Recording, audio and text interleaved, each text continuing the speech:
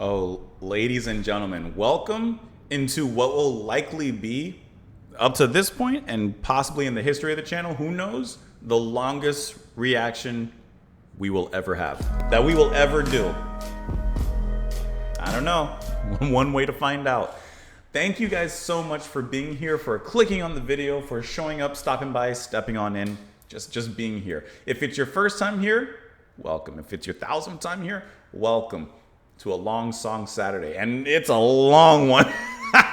We are doing a full album reaction to George Harrison's All Things Must Pass third studio album from him, released in 1970. Why are we listening to this? Well, we're listening to this primarily because over on the Discord, that's why, you got to join the Discord, right? On the Discord, I had asked everybody in the community if everyone in the community can agree on one album for me to react to, I'll go ahead and do it. And while there wasn't a 100% consensus, this is the album that was primarily chosen and that was voted for and won the majority. And so here we are today listening to this album. So before we dive in or anything like that, and by the way, this is going to be a long video. So I'm going to have a long preamble before we even get to the album reaction. So I apologize if you want to skip ahead. You know, I'm doing this in real time, but you guys can fast forward, or, you know, probably an outdated term. Anyways, so let me take my time here. Huge thanks to everyone on the Discord, to Jeremy, to Pam, to Ricky, to Jim, to Jaybird, I'm probably missing a bunch of people, Tim, just all of you. Thank you so much for all the participation, for the help. Jeremy, a huge thank you to you for really helping to organize the voting and this album and everything. I really appreciate that. So thank you guys, all of you, really appreciate it. Okay, a few more things. I believe that this was also just recommended in YouTube. Let me pull that up here really quick. Let me get that and I can tell you. So because this is going to be a long album, this is a long one, okay? There's a chance, I'm not promising, I'm not saying this will happen, but there's a chance that I might do half of the album in this sitting, and then I'll edit it. I'll record like another day, maybe tomorrow or so, and I'll listen to the other half of the album, and then I'll just edit all of it together in one video. I'm not promising that I'm going to do that. It's literally just going to depend on how I feel, because I'm just going to be honest with you.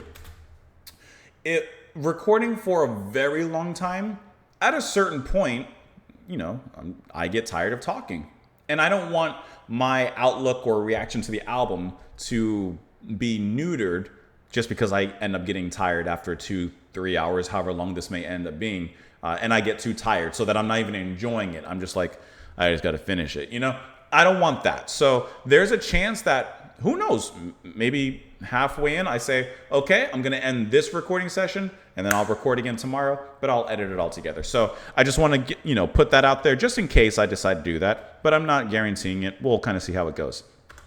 I'm just pulling up also those of you who had recommended this album in YouTube. Okay. So this was also suggested by Spherical Harmony, Fender Champ, Jeremy B, I see you there, Wow, Monty Nyearn Street, Cujo, Bob Holtzman, Sem Chen, Thoru. Ooh, I got a lot of you in here. James Paiva, James Howe, Donald Shaw. The list goes on. 3 years ago, Piles of Vinyl, Eric Anderson. 4 years ago, Jeremy, you mentioned it again. Barry Hull, Glenn 75. Hope that you guys are still watching it. I'm going back 5 years. Burton Media Productions, Sidecar Dog. Just in Time, Kathy. I know some of you are still watching, so thank you so much for the suggestion. Thank you for the patience and everything. Like I said, this is going to be a long preamble because I'm 4 minutes and I usually try to keep it under 3. Where do we go from here? Of course, if you'd like, you can support what I do on Patreon. There's exclusive videos there, early access to things. Press the like button here before we dive into it. If you're interested, I also have a Buy Me a Coffee where you can, request songs and jump the line.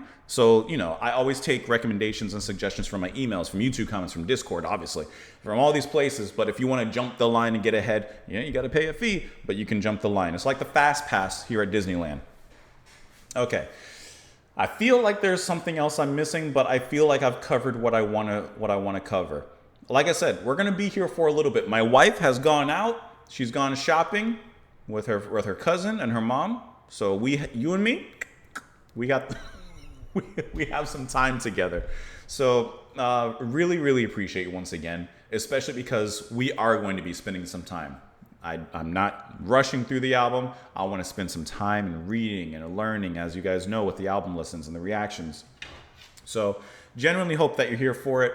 I don't know how long this video is going to be. I have a feeling, an inkling that it's at least going to be 3 hours. I feel like it's going to at least get to that point. And if I keep talking like I am right now, we're going to get there rather quickly. It's a stormy Saturday morning. I've worked out. I've cleaned the house. I haven't done the dishes yet. I'll do that after. I've done all my chores. I've done everything I could. And I rewarded myself with a Starbucks matcha cream. I don't know what this thing is. I haven't been to Starbucks in a long time. I was actually going to go to like a smoothie place and get something like kind of healthy.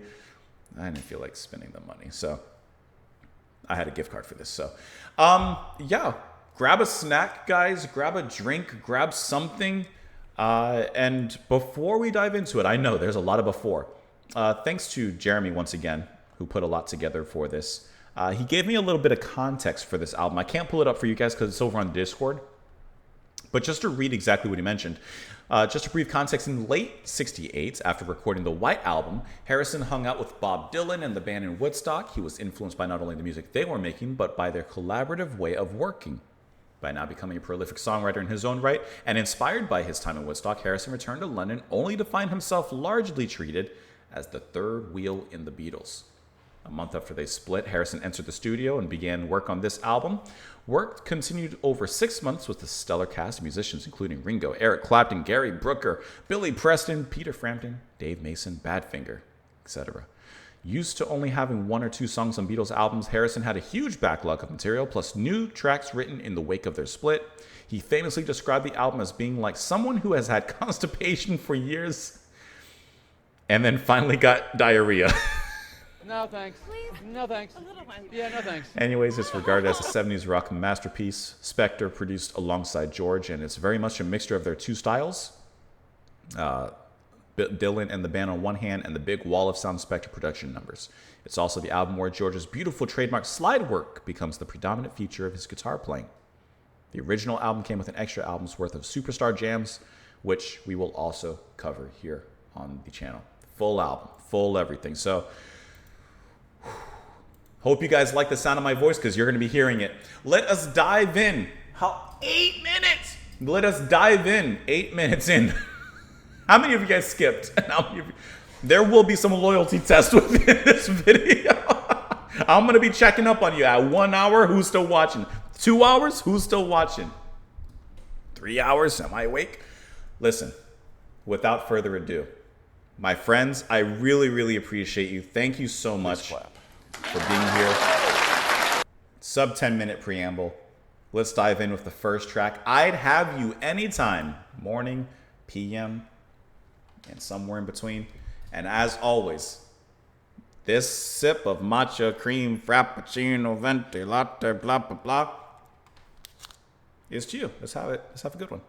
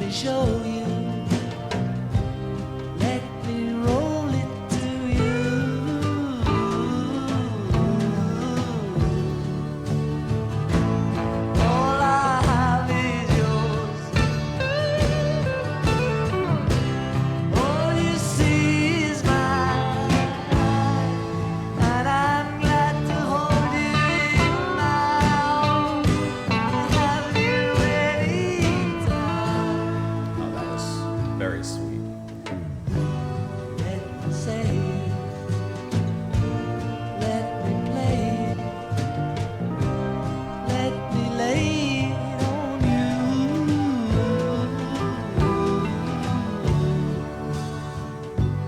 Let me know you, let me show you, let me grow upon you.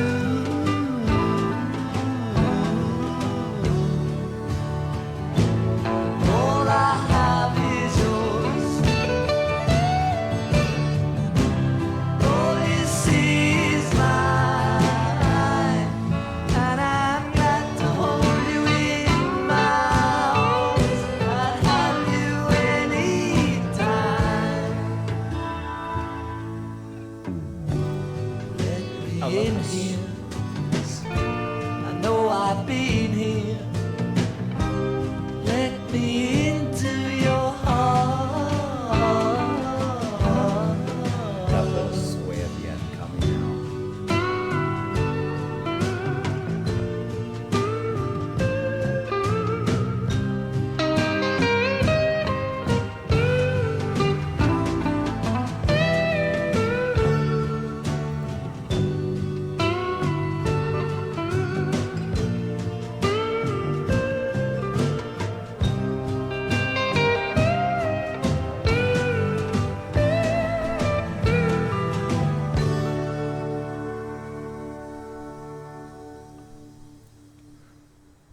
With the first introduction, let me tell you, like I said, it's raining. Well, it's not raining right now, but it's been storming heavily all morning. It's super overcast and it's probably going to storm again. This is a perfect introductory track for a rainy day. It is so folky. You definitely get that influence there, but it has the smoothness and the approach of almost a soul song. And like I'm listening to the chords and the way that it's played of this beautiful, beautiful subtle melodies. His singing is soft and gorgeous. It kind of reminds me a little bit of Otis Redding in like the approach there. And I really, really like how delicate and humble, I guess, is the best way this composition is, the way that it all plays. I see that on this one, it's Eric Clapton who's playing the electric guitar. And I like how that it's a sliver of a solo at the very end, is like a bluesy, jazzy kind of play me out kind of note end on this particular, or bookend on this particular track, which I thought was really, really nice. I think it's kind of interesting that it says that this track is written by Bob Dylan and George Harrison, but Dylan himself is not credited in any of the personnel, so I assume that he helped write the song but didn't have a part in actually playing anything on here. Regardless, this is like a very soft introduction into the album.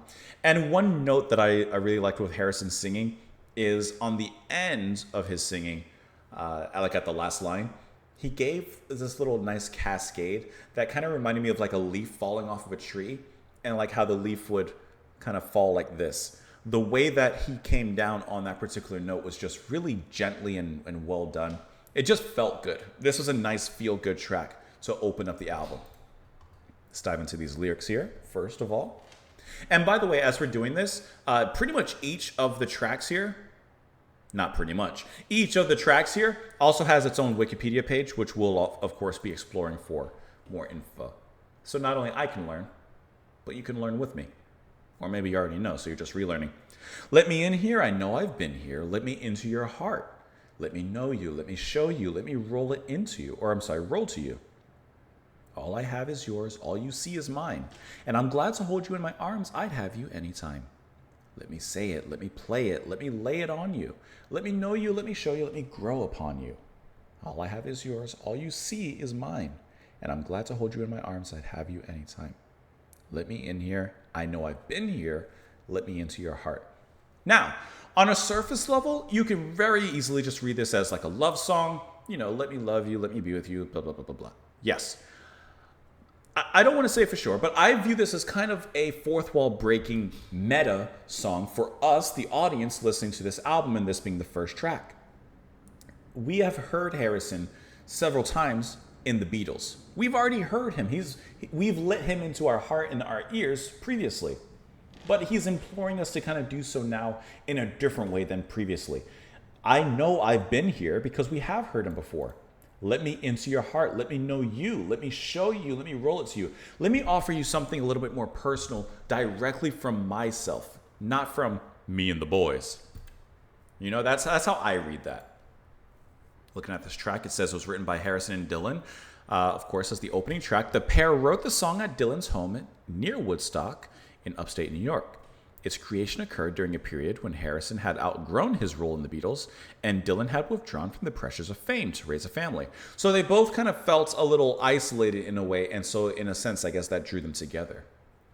It's recognized as a statement of friendship between the two musicians, whose meetings from 64 onwards resulted in changes in musical direction for both of them.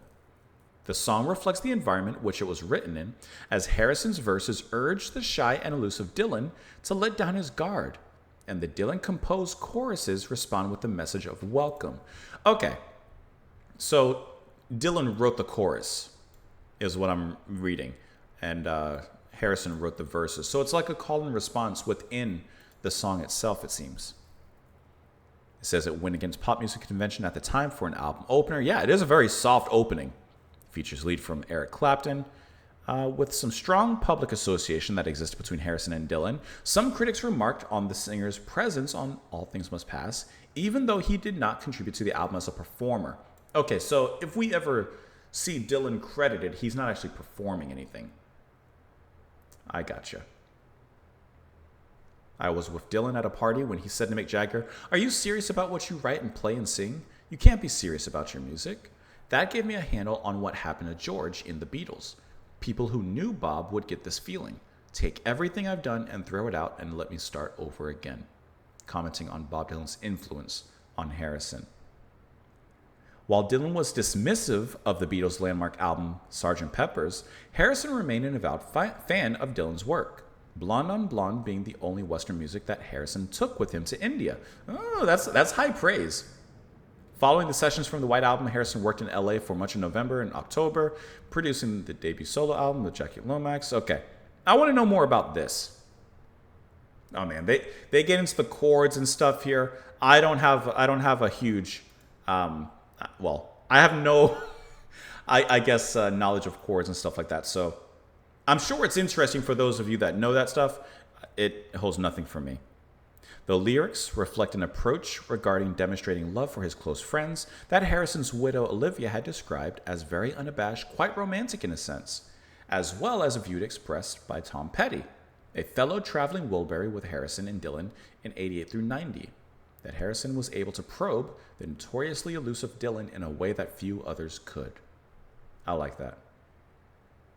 And here's the recording info of it. It features sparse musical arrangements, minimalist, some would say. And we already mentioned, as we said, that Clapton is here playing that electric guitar. That was nice. I like this. I like this as an opening track. It's a very calm opening, just kind of gently pulls us into the album.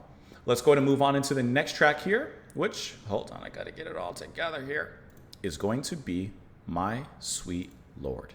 Here we go.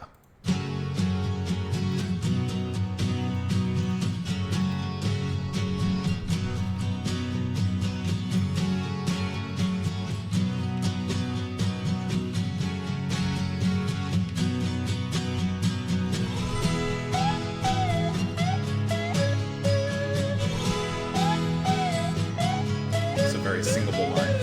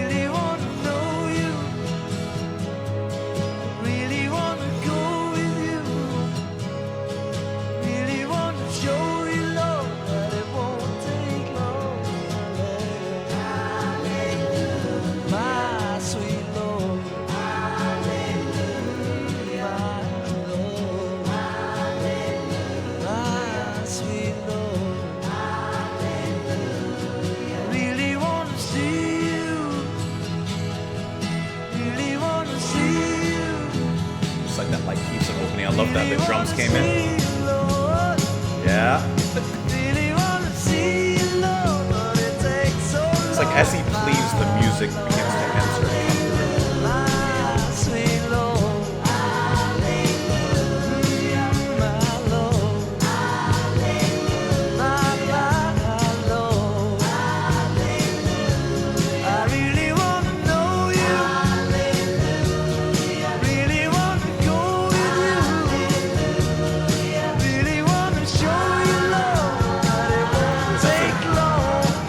Nice wave of harmony.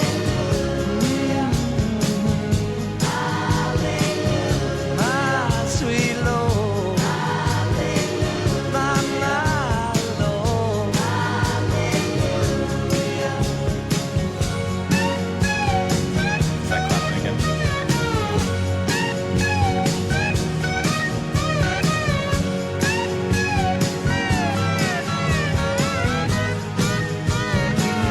I like how those notes kind of slid in pride.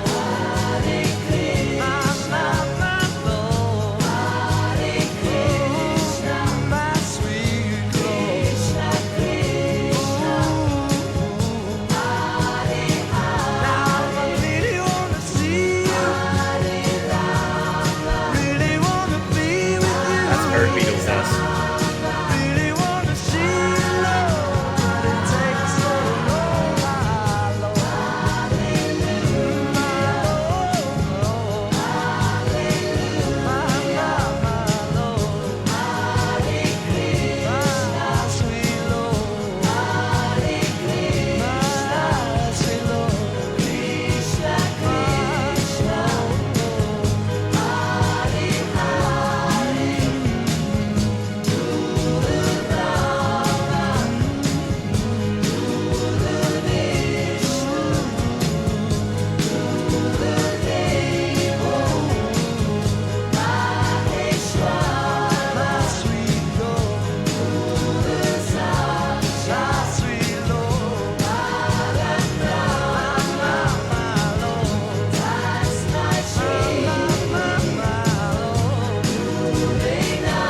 It's like a very passionate exclamation of faith.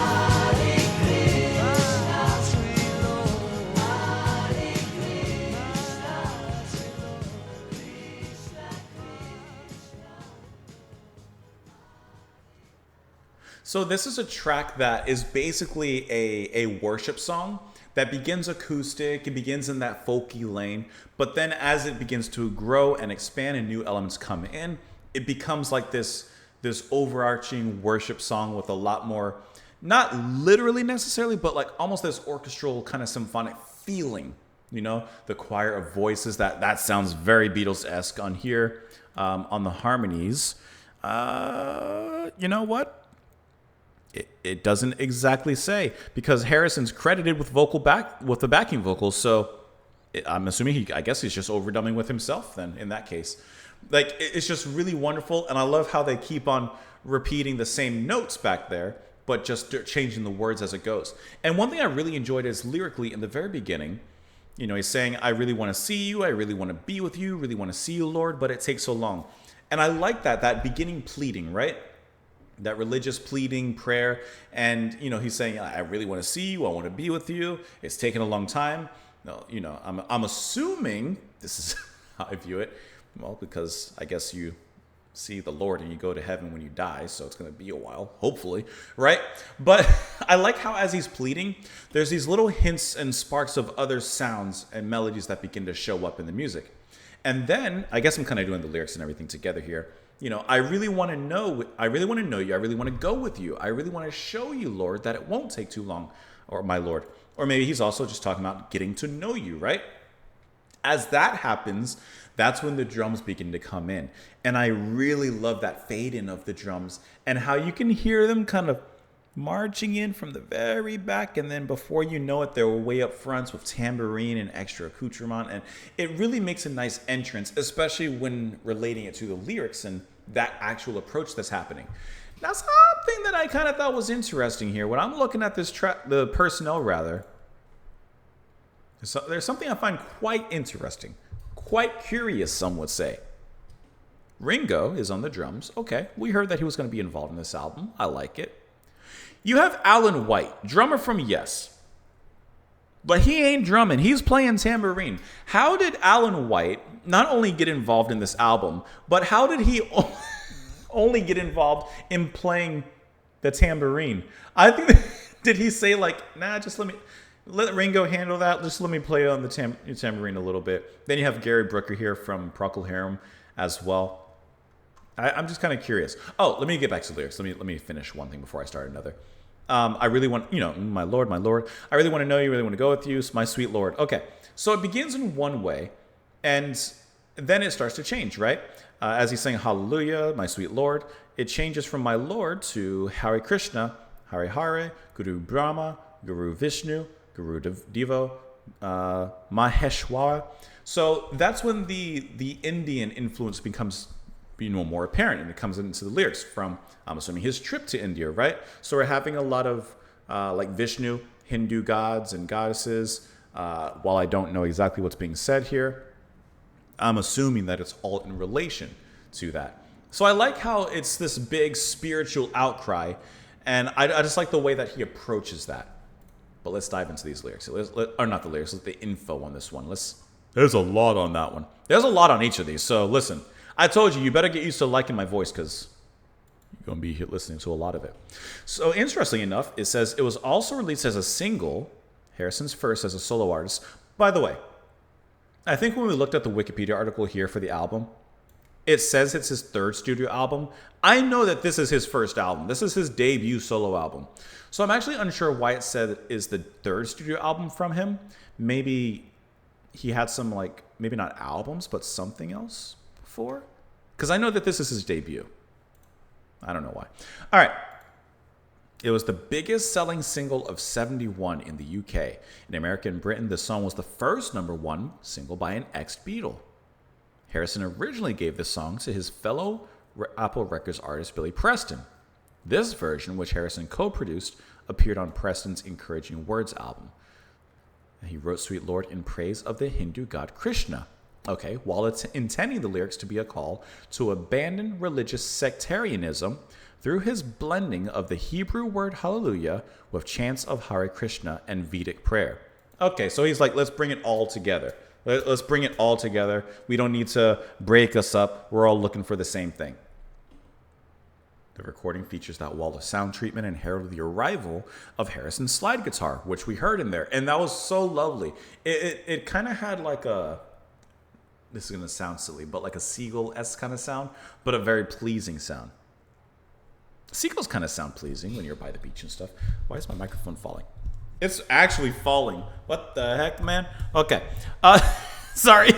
Let me keep reading. Let's see. Harrison's slide guitar technique, which one biographer described as musically as distinct of a signature as the mark of Zorro. It's interesting. Later, it was at the center of a heavily publicized copyright infringement suit due to its alleged similarity to the Ronnie Mac song "He's So Fine," a 1963 hit for the New York girl group The Chiffons. In 1976, Harrison was found to have subconsciously plagiarized the song, a verdict that had repercussions throughout the music industry. Rather than the Chiffons song, he said he used the out-of-copyright Christian hymn, "Oh Happy Day." I was listening to the song and I didn't think about it. I think, wow, subconsciously, I think it does sound very much like, "Oh Happy Day." Yeah, you could definitely hear that. It says he performed this at a concert from Bangladesh in 1971, and it remains the most popular composition from his post-Beatles career. I want to, if you don't mind, I'm curious about the whole Alan White thing. How did Alan White get involved here? Harrison said that the musicians included about 5 acoustic guitarists, Ringo Starr and Jim Gordon on drums, 2 piano players, and a bassist. Evan's diary entry for the 28th of May lists the players on this track as Harrison, Clapton, and Badfinger guitarist Pete Ham and Joey Moland, all on acoustic guitars. And Alan White on tambourine. I'm just curious, how did that happen? But I guess I'm not going to find out because I can't control my F into this one. Harrison recalled working hard with the other acoustic guitarists to get them all to play exactly the same rhythm so it just sounded perfectly in sync. And when you have that many guitarists playing like in sync, and of course in that rhythm that he's mentioning, then combine that with Spector's Wall of Sound production, and it really does get this kind of overwhelming kind of feel to it. To achieve the resonant sound on this, Mullins said that he and his bandmates were partitioned off inside a plywood structure. MacDonald put what he terms a half soundproof box around Harrison to help capture his acoustic guitar. Harrison experimented with several harmony ideas on his guitar parts, having first applied himself to mastering Slide during the '69 Delaney and Bonnie tour. Scott had to extend the original track, repeating a portion of the final section to allow for the closing prayer and fade out. The session for Barman's string arrangement took place 18 September, involving 22 orchestral musicians. Let me read about the lyrics a little bit, if you don't mind. Okay. Okay, here we go. Reflect Harrison's often stated desire for a direct relationship with God, expressed in simple words that all believers could affirm, regardless of their religion. He later attributed the song's message to Swami Vivekananda. One at a time. Vivekananda. Particularly the latter's teaching. If there's a God, we must see him, and if there's a soul, we must perceive it. Following his verse, in response to the main vocal's repetition of the line, he devised a choral line singing the Hebrew word of praise, Hallelujah, common in Christian and Jewish religions. Later, he switches that to the Hare Krishna mantra, known more reverentially as the Maha Mantra. So that's where you're getting all of these different religious beliefs kind of involved here, as he mentions, just following kind of a universal idea of deity rather than a specific interpretation or such. Let us move on, my friends, into the next track, which is going to be Wah Wah. Is there going to be some, listen, two things. Is there going to be some wah wah pedal on this one? Second thing, I almost went to wah wah instead of Starbucks, but I know it kind of ended up the same. I wanted originally a healthy smoothie, and I was going to go to Wawa just because it's closer, but their options weren't healthy. And now look at me.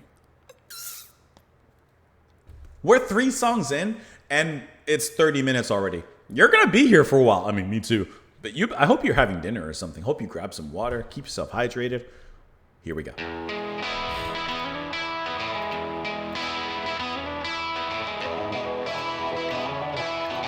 That's like that folk rock sound.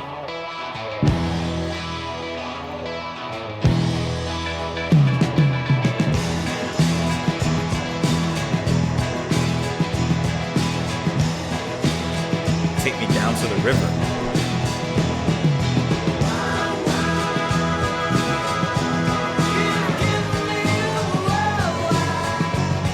Saying it.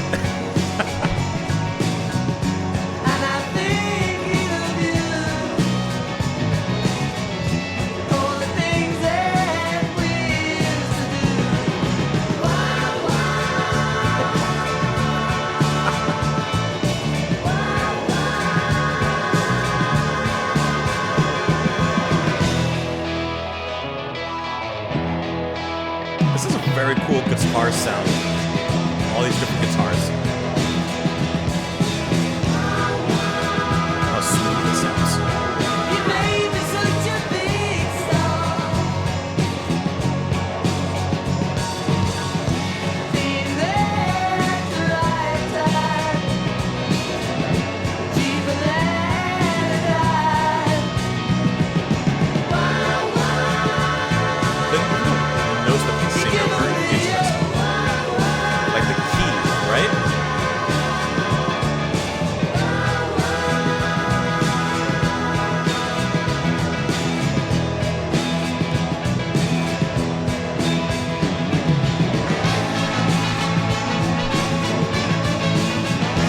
Horns in there.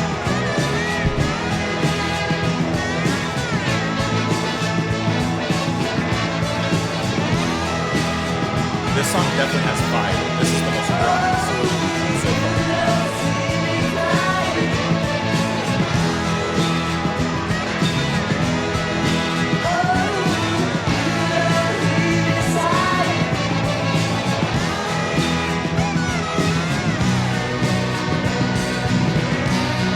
great drums.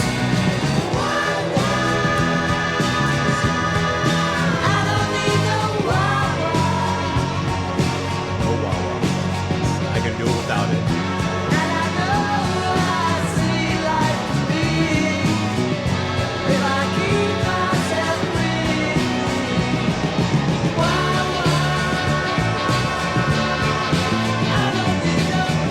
Great bass.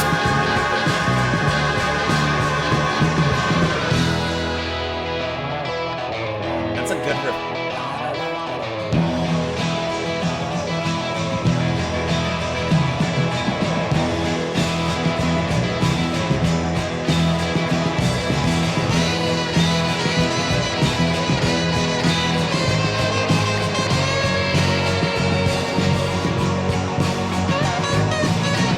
That little wah-wah in the back?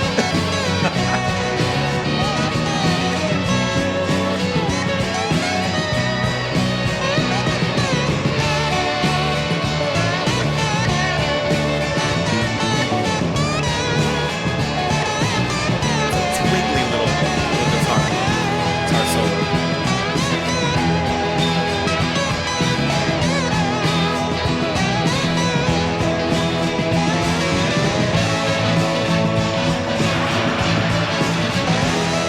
I love the horn section coming in amongst this very frizzy solo.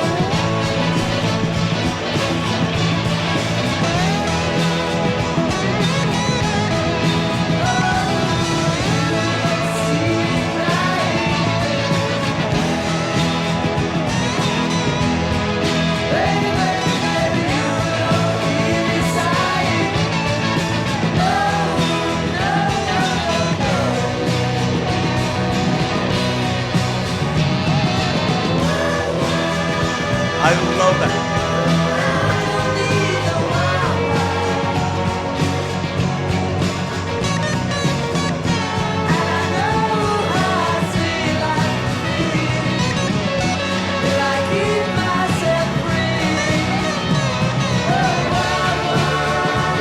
I love the notes of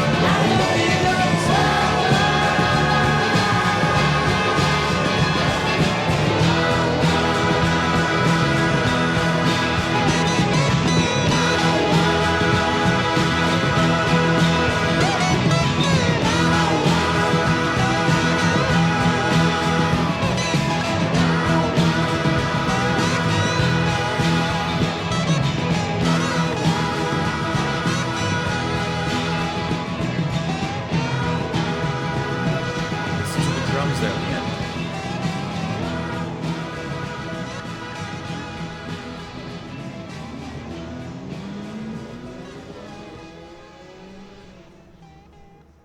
Is that a car speeding off at the end? This was definitely the rockiest track of the album so far. We're only 3 in, but this was definitely like the most fiery one.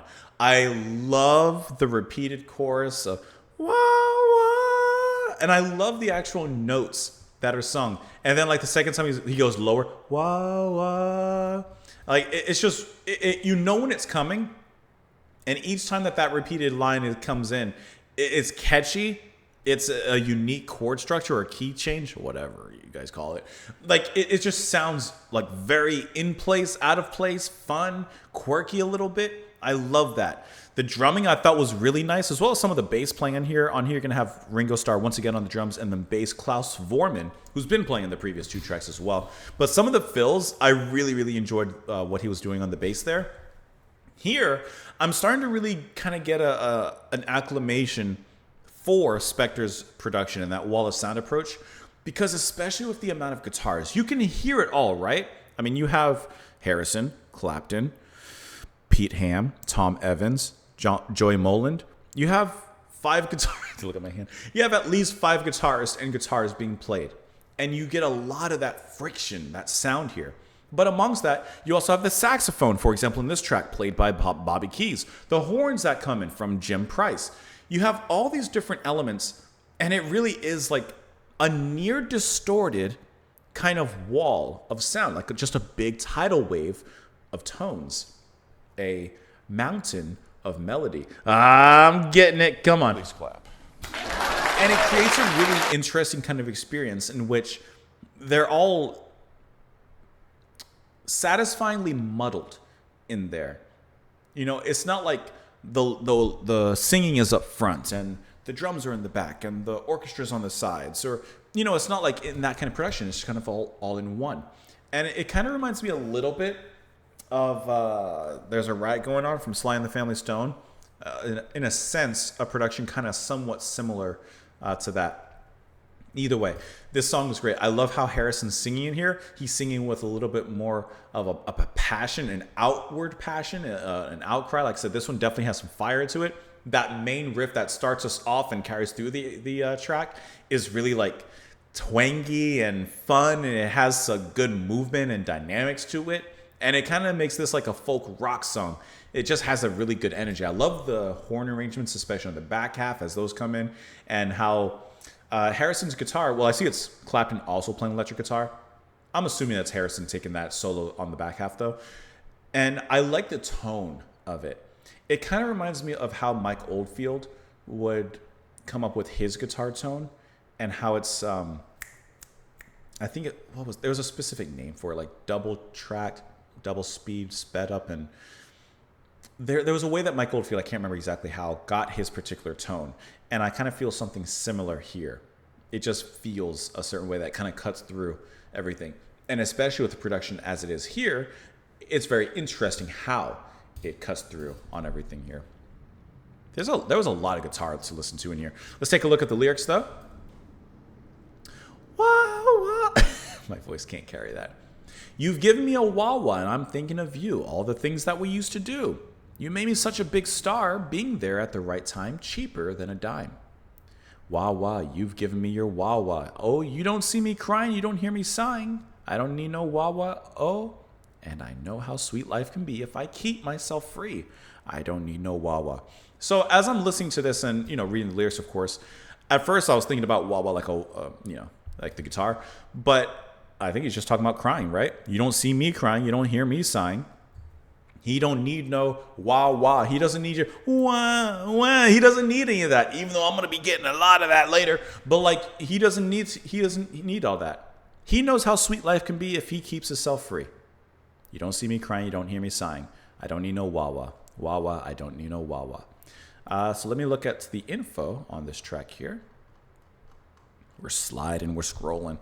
It says Harrison wrote this song following his temporary departure from the Beatles in '69. During the Get Back sessions that resulted in their Let It Be album and film. The lyrics reflect his frustration with the atmosphere in the group at the time, namely McCartney's over-assertiveness and criticism of his guitar playing, Lennon's lack of engagement with the project and dismissal of Harrison as a songwriter, and Ono's constant involvement in the band's activities. He was feeling perturbed. Critics and biographers recognize the song as Harrison's statement of personal and artistic freedom from the Beatles. Its creation contrasted sharply with his rewarding collaborations outside of the group. So if we're looking at the lyrics in that way, you made me such a big star. Yeah, the Beatles made him a big star, being there at the right time, cheaper than a dime. Like it didn't cost much to get where they were. The return, the ROI was incredible. You don't see me crying. You don't hear me sighing. He's not crying, you know, during those particularly difficult sessions. He's not crying. He's not, you know, any of that. But he says, you know, I don't need that crying. I know how sweet life can be, and I'm going to do me. I'm going to keep myself free, as he mentions. Don't worry about me. You're not going to see me crying. Where was I? That's the first song Harrison played live as a solo artist, where he performed it as his opener for the Western music portion of the concert for Bangladesh. It's viewed by some commentators as superior to the studio recording. This version recreated as well as sound. Okay, we're not listening to that version, so don't matter. Let me see. Let me read about the composition and the recording here. Harrison explains that the song title was a reference to a headache as well as a foot pedal. The wah-wah pedal being a guitar effect, of course, he favored much of the early Get Back sessions. The message of the song, according to Harrison, was "You're giving me a bloody headache." He's giving me a headache. The second verse reflects Harrison's frustration at being viewed by Lennon and McCartney as subservient to their ambitions, just as his '68 composition "Not Guilty" had found Harrison's defending himself. The for supposedly leading his fellow Beatles astray to the Maharishi's meditation retreat in India. He states sarcastically, "You made me a big star, being there at the right time, cheaper than a dime." That's why the song sounds fiery. That's why it has that energy to it, because I mean he's feeling frustrated, he's feeling angry, so of course it's going to sound this particular way. Overdubbing. Take 3 of this song was selected for overdubs. Overdubbing on many of the basics of the album's basic tracks was carried out at EMI, Trans Studios, without Spector's assistance. After receiving Harrison's initial mixes, Spector wrote back the suggestions for each song. In the case of Wawa, these included the addition of a saxophone solo by Keys and backing vocals. Harrison recalls later that this was one of the big noise tracks that benefited from the 16-track equipment. Yeah, it's big noise because you have so much happening in here. That's good. That's good. I like that. Let us move forward, my friends, into the next track here, which is going to be Isn't It a Pity? Is this the longest track on the album? No, because there's an 11-minute track coming up. That's kind of interesting. 7 minutes long. I like it. Let's go.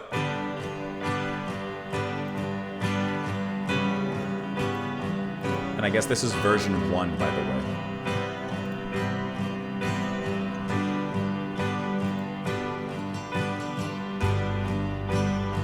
Isn't it a pity? Now isn't it a shame? After all that fire, this is like the red. How we break each other's hearts, cause each other pain.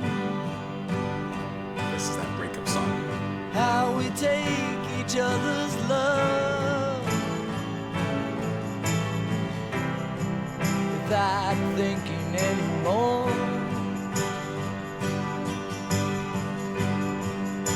Forgetting to give back.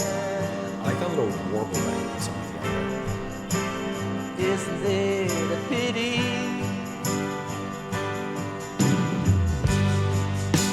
Some things take so long. That orchestra kind of just How do I explain? crept in with this melancholy. Not too many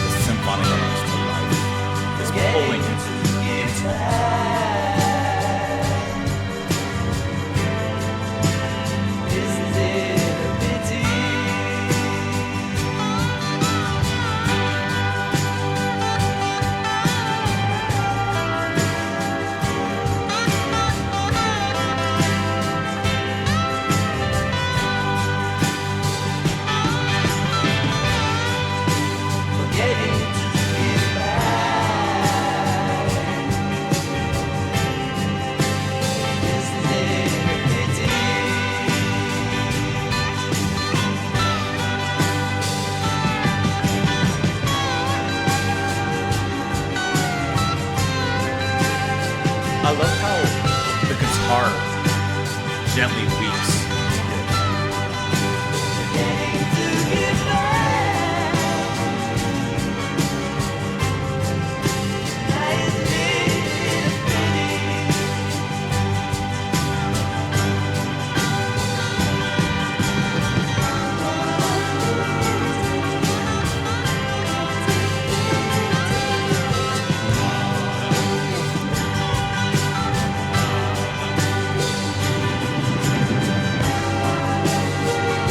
Was that also Harrison speaking like deeply back there?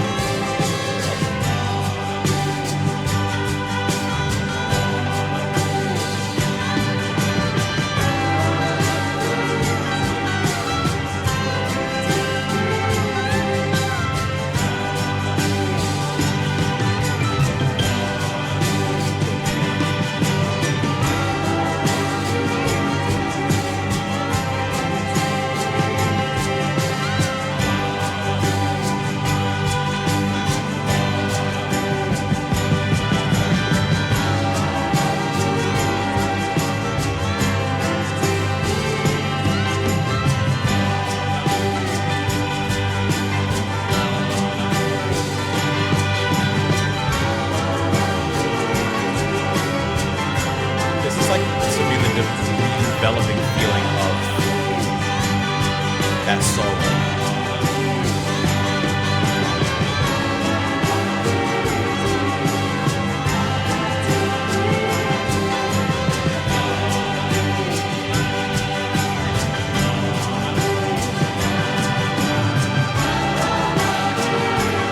Now the voice is much stronger.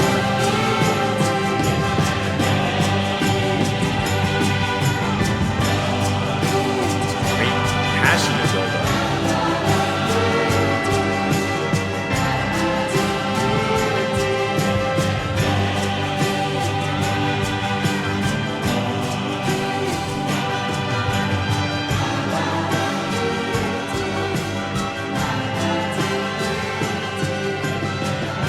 The voices are near indistinguishable from like the strings.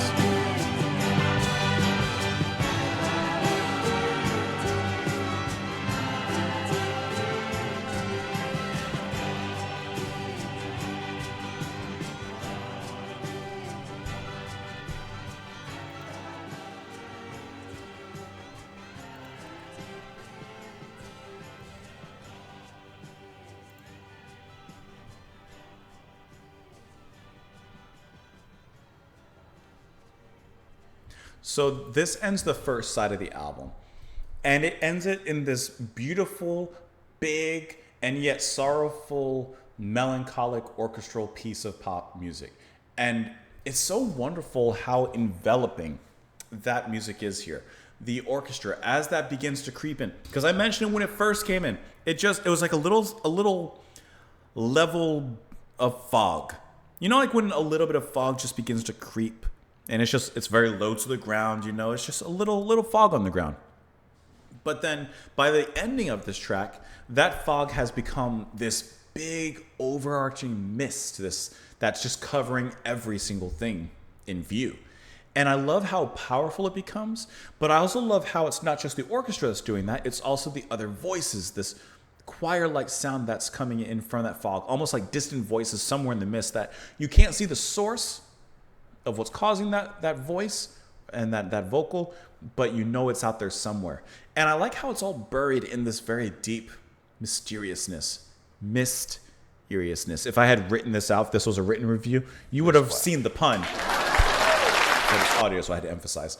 And I just think that that's wonderful. And once again, owing itself to the production and, of course, you know, that wall of sound. But here, it's a misty and a fog wall of sound that I really enjoy. And I love the way that he's singing so gentle and yet remorseful. Before, with the previous track, that was like the regret, the anger, like kind of a kind of anger, not like an outward anger, but like a hurt anger. But I'm gonna be okay. This one was more of a remorseful sorrow. Like it's a pity that it ended this way, or it's a pity that we allowed it to get to this point. And I just really like how that feeling is expressed specifically from him in the way he sings. And then his guitar playing so perfectly captured that sadness. The guitar, I know I'm not trying to be a pun, but the guitar was gently weeping here. And you could really hear those cries. Like you could hear the sobbing and the tears falling from the guitar and the way that was being played here. And like I said, as the guitar was doing so, the vocals from that kind of choir in the back and the fog orchestra were just kind of creeping in and enveloping, almost like a cloud of, not depression, but a cloud of regrets and sorrow and melancholy and all those feelings I mentioned, but more specifically, that pity. That was just really, really wonderfully done and really wonderfully built up over that 7-minute runtime. Isn't it a pity? Now isn't it a shame? How we break each other's hearts and cause each other pain. How we take each other's love without thinking anymore, forgetting to give back. Isn't it a pity? Now, based on what we kind of read before about the relationship of the Beatles and, Harrison at this point, I can't help but read this as this is not necessarily about a breakup song romantically, though it could, of course, easily be read into that way. I just view this as, him feeling more and more alienated from the Beatles and the group. Some things take so long, but how do I explain when not too many people can see we're all the same? And because of all their tears, their eyes can't hope to see the beauty that surrounds them. Isn't it a pity? Now, that could be him kind of taking that message and globalizing it a little bit and applying more of a universal measure to it here. When he says, we need to realize that we're all the same. The beauty that surrounds us. Isn't it a pity that we can't see these things? Then he repeats the lines here once again. Forgetting to give back. Isn't it a pity? Forgetting to give back. Now, isn't it a pity? Now, you could view that, of course, once again, in that global kind of way, charitable, giving back. If you have, give back. But also, I'm still reading it about the Beatles, Did he feel like perhaps, McCartney's Star and the Boys, like maybe they took a lot, but they didn't give a lot back, especially as he said he was feeling like the third wheel there. Then he just repeats, is it a pity? Is it a pity? All right, so like I said, this is apparently going to be version 1 because on the track listing, you got version 2 over down here.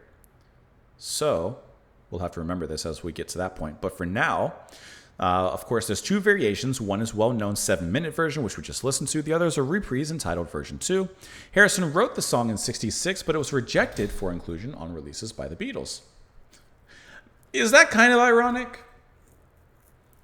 In many countries, it was used as a double A-side single with My Sweet Lord. It topped the Hot 100 chart.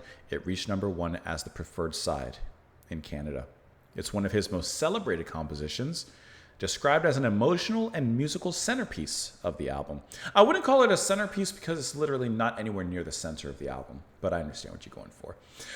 It employs multiple keyboards, rhythm guitars, percussionists, and those orchestral and choral arrangements by John Barham. Let's read a little bit about John because I haven't checked him out here. He's known for his, of course, orchestration with this album and for his association with sitar maestro Ravi Shankar. Let's look at some of the work he's been involved in. The Beatles' Let It Be, John Lennon's Imagine, Gary Wright's Footprint. Worked with progressive rock band Quintessence, never heard of them. And some directors, Otto Preminger, Alejandro Jodorowsky. His name sounds familiar. I believe he was involved in a Dune movie. Also Elton John, Andre Previn, Phil Spector, Yoko Ono, and it goes on from there. Okay, let's keep on looking into it. While no longer the really tight social unit they have been throughout the chaos of Beatlemania, the individual Beatles were still bonded by genuine friendship during their final troubled years as a band. Clapton had described this bond as being just like that of a typical family, with all the difficulties that entails. Of course, when you're close and you're working together, of course you're going to be friends, but you're going to have those still kind of little things that stick out and hurt a little bit. Says that according to engineer Jeff Emmerich, Harrison had offered this track for inclusion on Sgt. Pepper's. In a taped conversation, Harrison reminds Lennon that he had vetoed Isn't It a Pity 3 years before. Harrison also says he considered offering the song to Frank Sinatra. In addition, Harrison had hoped to record this track for the band's double album, The Beatles, or the White Album. Despite its relative antiquity by 70, the song's lyrics lent themselves well to the themes of spiritual salvation and friendship that define this album, being consistent with the karmic subject matter of much of the album. In his 1980 autobiography, Harrison explains, Isn't It a Pity is about whenever a relationship hits a down point. It was a chance to realize that if I felt somebody had let me down, then there's a good chance I was letting someone else down. That's a nice way of viewing it. If he felt disappointed by someone, he had the self-reflection to note, maybe I'm also disappointing someone in a way that, like they've disappointed me in this particular way. I think that's really really thoughtful and thought-provoking. And I really like that kind of self-reflection that he mentioned there. According to Harrison, after recording the first version, he decided he was unhappy with it, and the second version came about by chance weeks later, when one of the backing musicians began playing the song during a session. I love that. Backing musicians just kind of back there, just messing around with it, and Harrison's like, let's give this one another chance. It's noticed to be slower. Well, we haven't listened to that.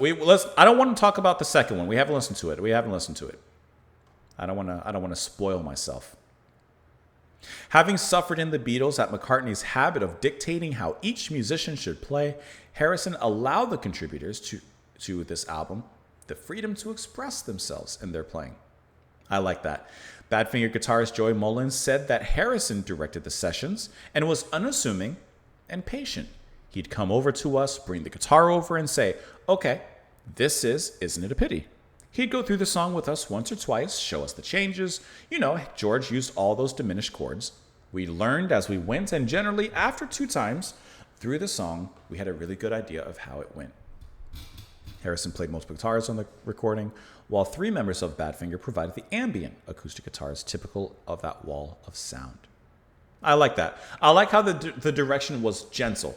Harrison probably, of course, took notes from the Beatles and his time there and his tenure there and said, that's not really my directing style. That's not exactly how I want to do this. So listen, I want you guys to have a little bit more freedom. Like, here's the chords, here's the changes, here's how it goes. But let me give you a little bit more freedom as well. All right, let's go and move on into the next track here, starting off the second side of the album. And that is going to be What Is Life? Here we go. Kind of sounds like Rush.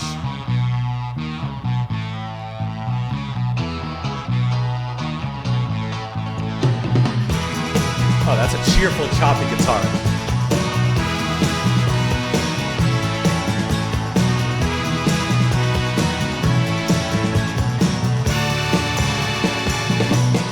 What I feel, I can't say. Oh, that is cheerful as anything. My love is up for you anytime of day. It's all love that you need, and I've tried my best to make everything succeed. Tell me what is my life without your love?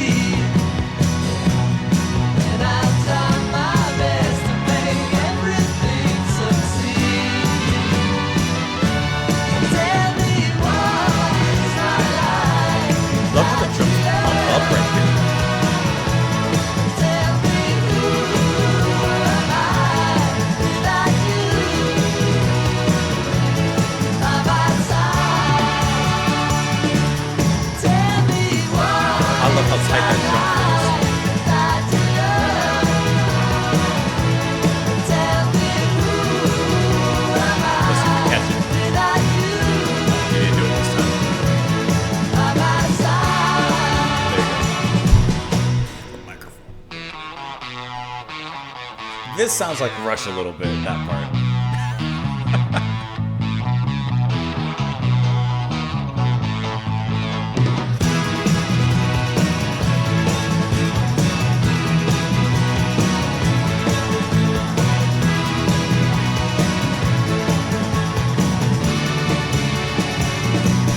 What I feel, I can't say. That's just happiness. My love is up for you anytime of day. It's that synth organ that's It's all love that you need. just more guitar. And I'll try my best to make everything succeed. Tell me what is my life without your love. Tell me who am I without you by my side. Oh, tell me what is my life without your love. She's swinging in.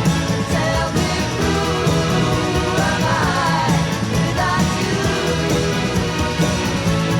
by my side? What is my life without your love?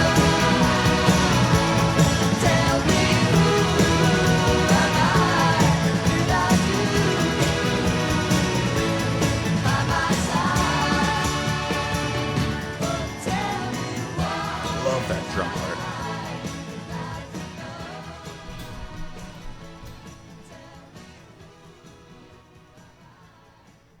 You know, it isn't a pity, or isn't it a pity? Was like a more sorrow, regretful kind of tone.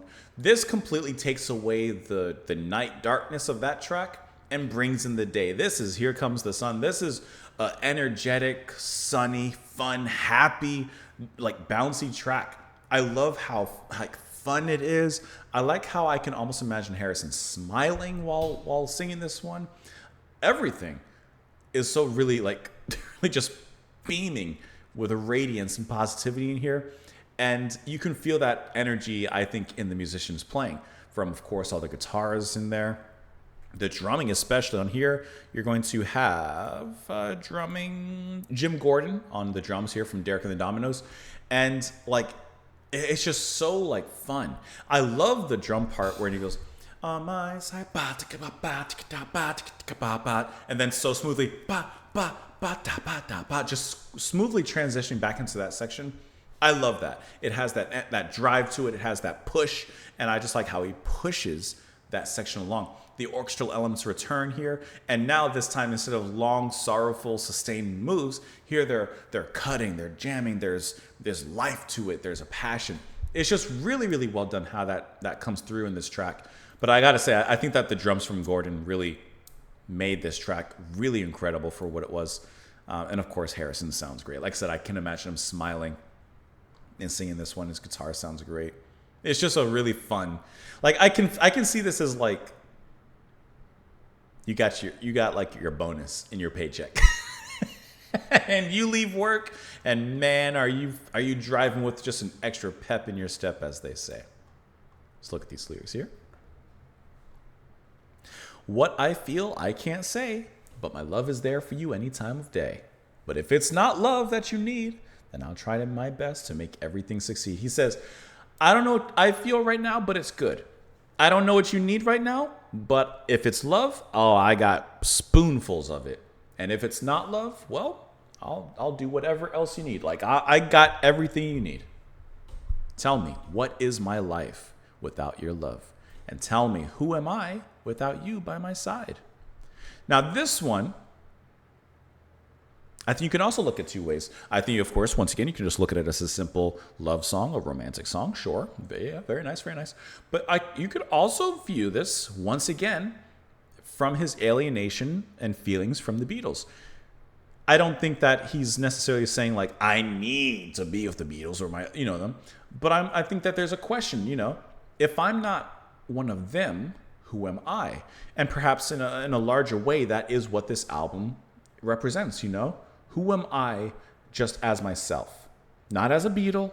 Who am I? And I think that question perhaps could be asked as well.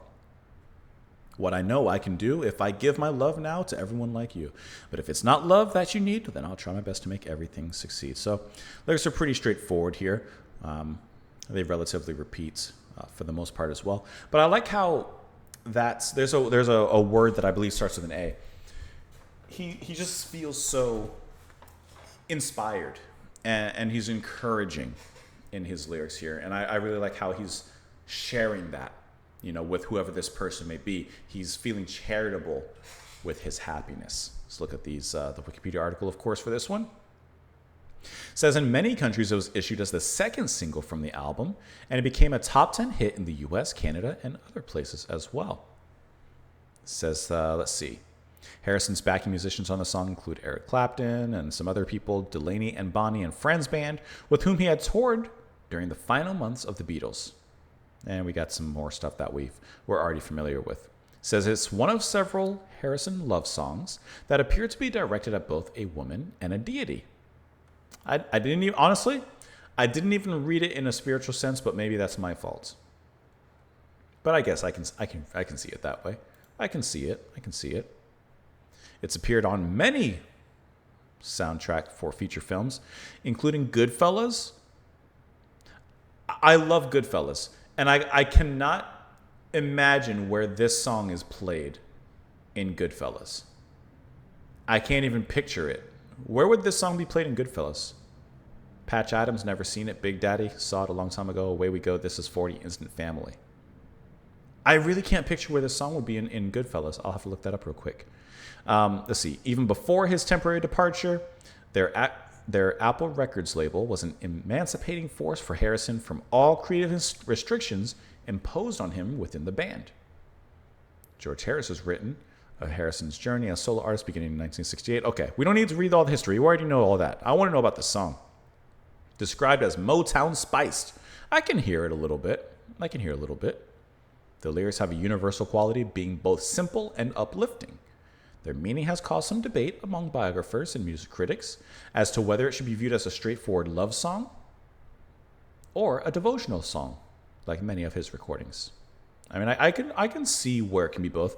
I see it more as like that love way, but I can see it as both. Track opens with him playing that fuzz tone guitar riff, and man, that doesn't go from there. Harrison carried out most of the overdubbing without Spector, working at Trident Studios with former Beatles engineer Ken Scott. The song's vocals and strings, along with a brief slide guitar commentary from Harrison over the final verse, were overdubbed at Trident. Dated 19 August, Spector's written comments on Harrison's early mix of the song has suggested a proper background voice was still needed. Harrison performed all the chorus vocals himself, as we've kind of noticed previously in some of the other tracks as well, and credited them to the George O'Hara Smith Singers. And Spector was impressed with Harrison's dedication in the studio, saying he was a great harmonizer. He could do all the vocal parts himself, and rating Harrison one of the most commercial musicians and songwriters and quintessential players I've ever known in my entire career. That's all nice. But if you don't mind, I'm just going to look up really quick what scene in Goodfellas this song was featured, because I'm genuinely curious and I really can't imagine. Is it when he gets busted? Maybe? I mean, I just typed in Goodfellas, what is life?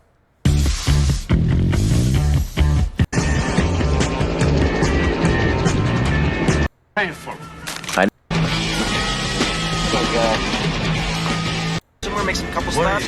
I've seen it every time. I've been all over town, and I think I've seen it all day. Just had to listen. Just had to give it a little pep, little something.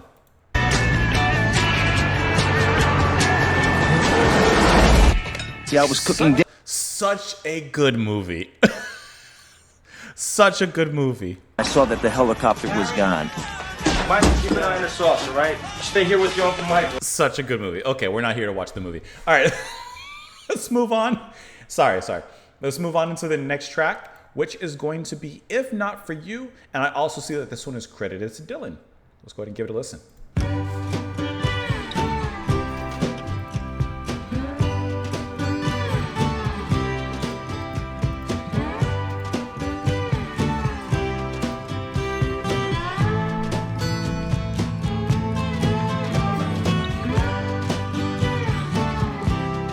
not for you,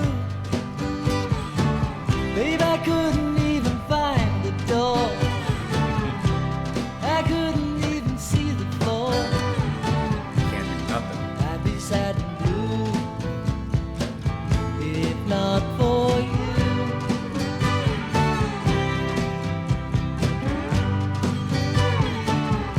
If not for you, baby, the night would see me wide awake. You can definitely hear the Dylan. The day would surely have to break. It would not be new if not for you.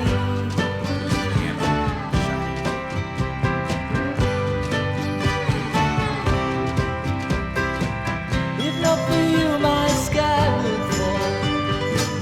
Rain would gather too. Without your love, I'd be nowhere at all. I'd be lost I like how the piano took over here from the guitar world.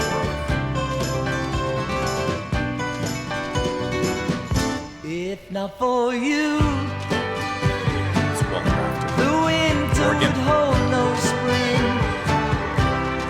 Couldn't hear a robin sing. I just wouldn't have a clue. If not for you.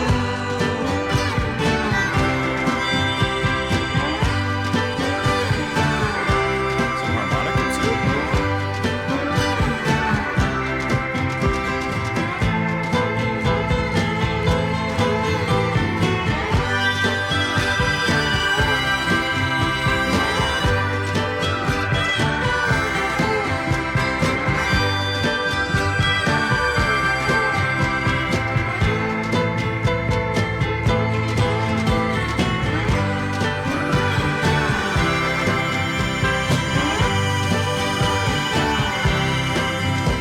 I love how the If harmonica not for sounds you, just my held sky would fall. Rain would gather too. Without your love, I'd be nowhere at all. I'd be lost if not for you.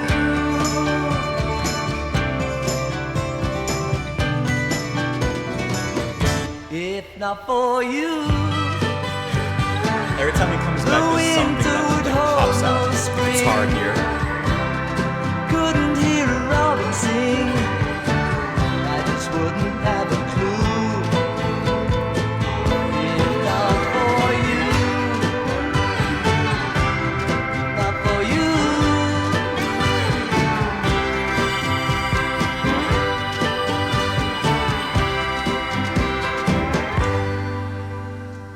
I wasn't even ready to be done listening to it. This kind of returns us to our folk roots here with a nice gentle love song once again.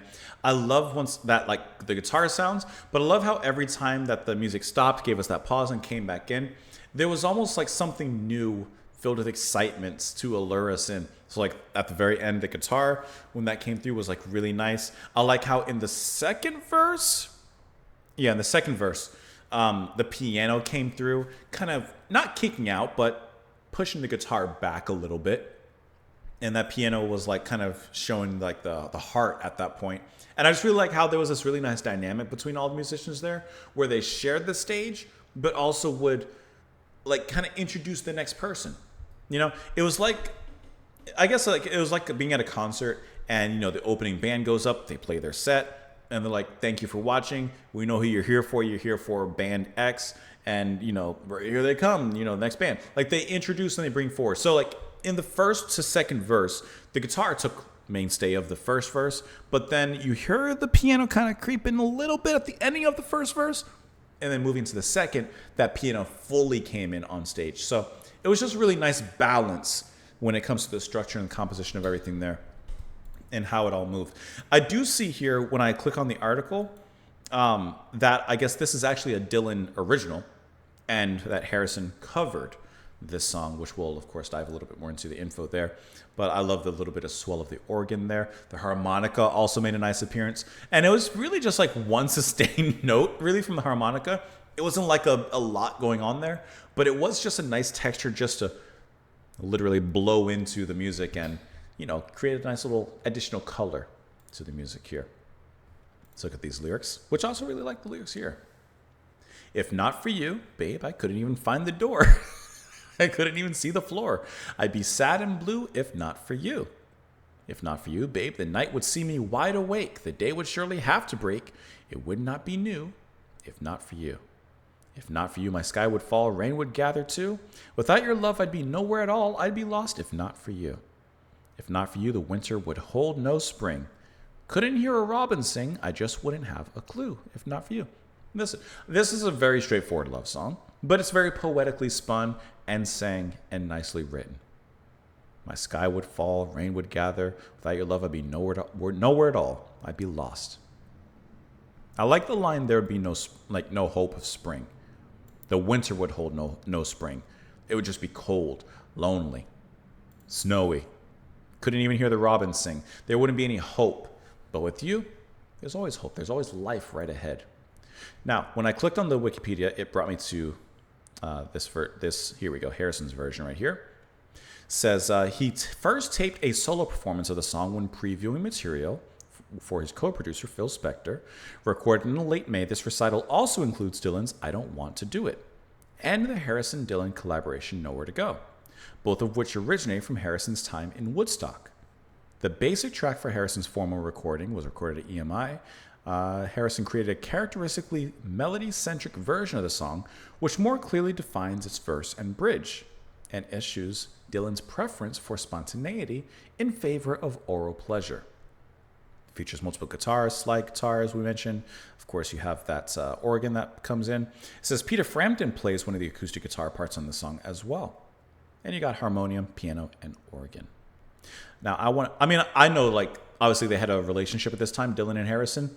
So I'm curious, is like, did Harrison record this cover kind of to honor Dylan, basically? Because that's how I kind of read that a little bit. It says that they both duetted this track during the sound check for the 1971 concert for Bangladesh. The rehearsal took place on July 31st, the day before the concerts. For Harrison, it was the first indication that Dylan had committed to performing at the event after days of deliberation. It says, if you're here for the sound check, I know you're here. You're playing. Lang describes the rehearsal footage as remarkable, and in light of Harrison's disdain for the limelight and Dylan's reluctance to return to it, an intimate glimpse of the warm friendship between two major cultural figures at this point when both were emotionally vulnerable. It says, they don't hit every note precisely or even remember every single line, but they are evidently relishing each other's company. Do you think we can find that? You think this is a link? No, that's just a picture. Do you think we can find that? If not for you, give me a second. We'll do it. Whoops. Almost closed my window. Let me see if I can do a little Google foo, or perhaps we could say a little YouTube foo. Rehearsal. Boom, baby. Hold on. I got you. Camera 2R. Got it? Camera 1, R3.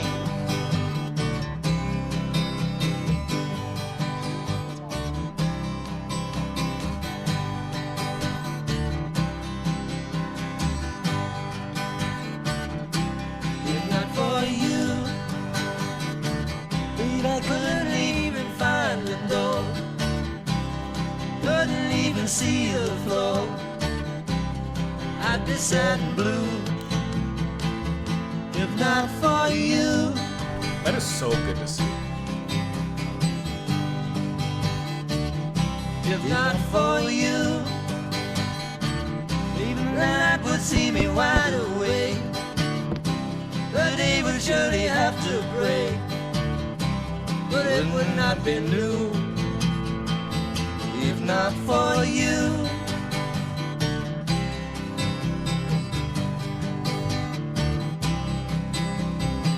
If not for you, my sky would fall, the rain would gather too. Without your love, I'd be nowhere at all. Lost if not for you.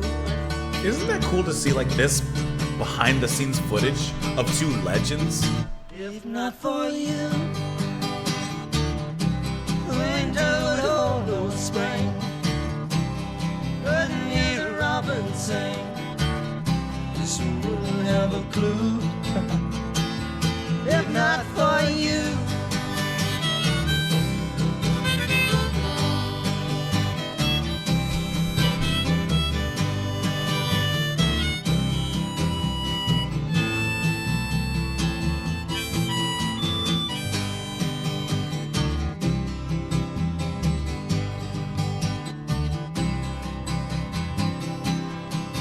My sky would fall, rain would gather too. Without your love, I'd be nowhere at all. I'd be lost if not for you.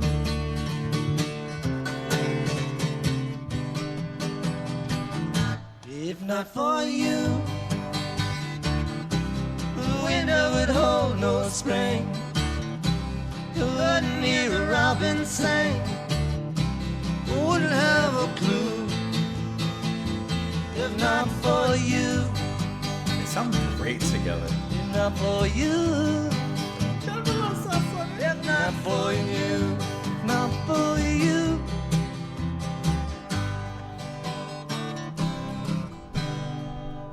What a wonderful like little look back on, like I said, a behind the scenes sound check and rehearsal of two absolute legends. That's so really like awesome to see. That's awesome. All right. Listen, you never know what you're going to get here. Listen, let's move on to the next track here, which is going to be Behind That Locked Door. No, I'm reading House of Leaves. You probably don't want to open that door. I mean, you can open it, just don't go in because you might have some trouble getting back out.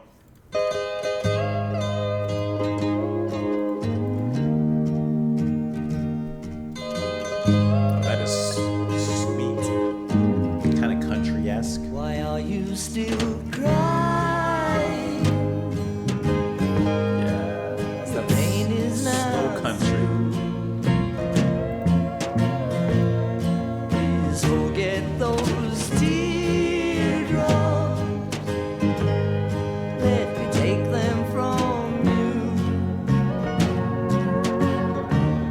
The love you are blessed with, this world's waiting for. I love that. So let out your heart, please, please, from behind that locked door.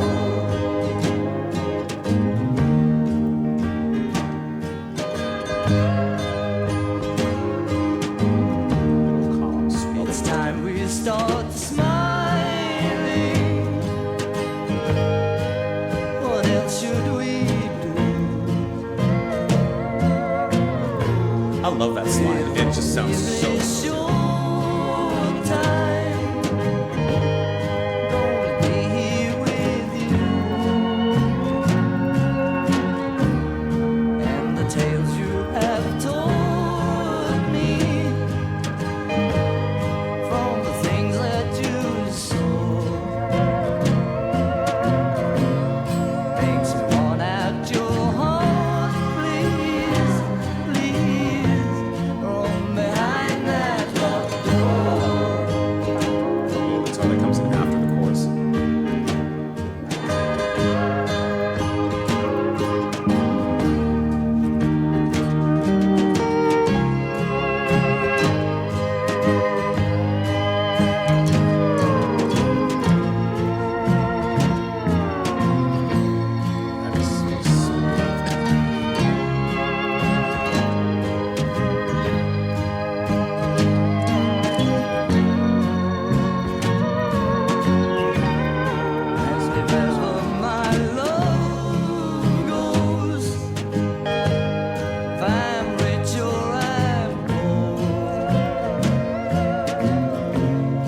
bass playing, taking presence there. Please, please, from behind that locked door, from behind that locked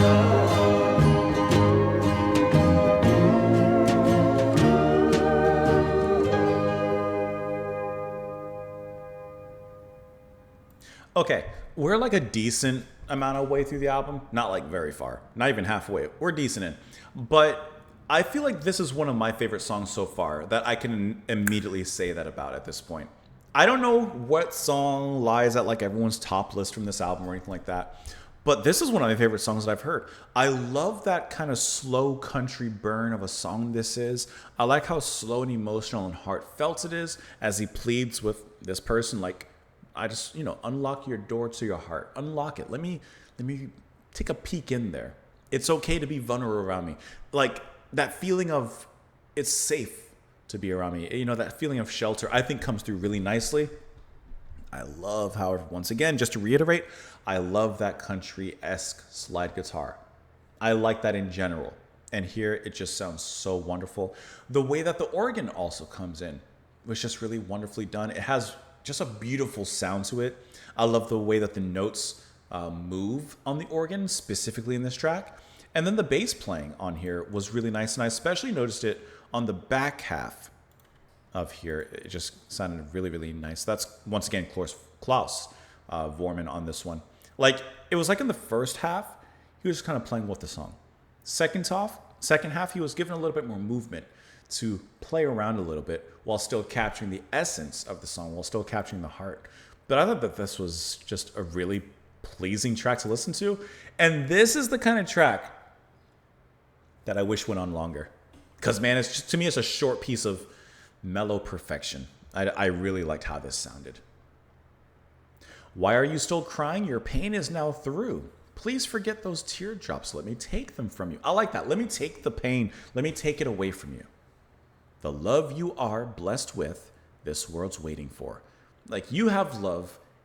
You've been given love. And the world is waiting for you to show that love back. Like, you have it in you. I like the encouragement that Harrison sings with. So let out your heart, please, from behind that locked door. It's time we should start smiling. What else should we do? With only this short time, you're going to be here with you. And the tales you have taught me from the things that you saw.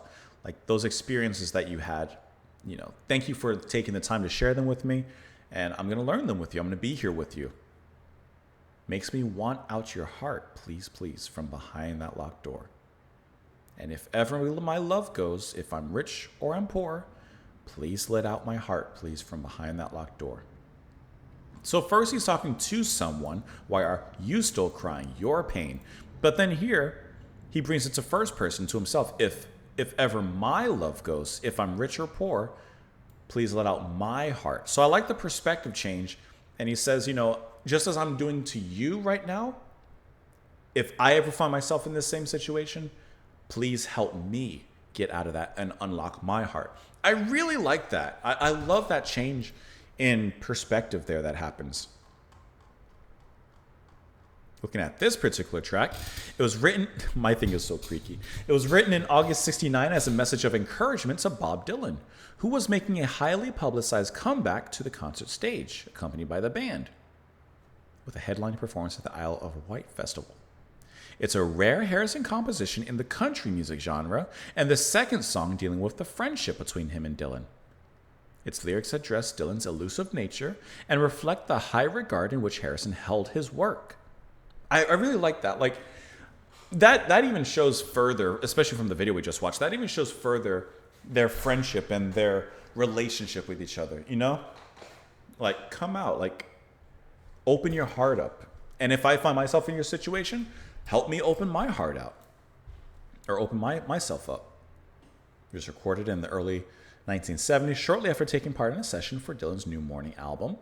The recording features a prominent contribution from the Nashville pedal steel virtuoso Pete Drake. Did we listen or watch a performance with Pete Drake? His name sounds incredibly familiar. Like, I'm pretty sure, I think we've covered him on the channel. Not Nick Drake, Peter Drake. His name just seems really familiar. Maybe not. It's not coming up. I really thought that we had. Okay, let me put you back here. Not in the lyrics. Let me see. Where was I? Peter Drake. An alternate take appears on the compilation. Okay, there's some of the background.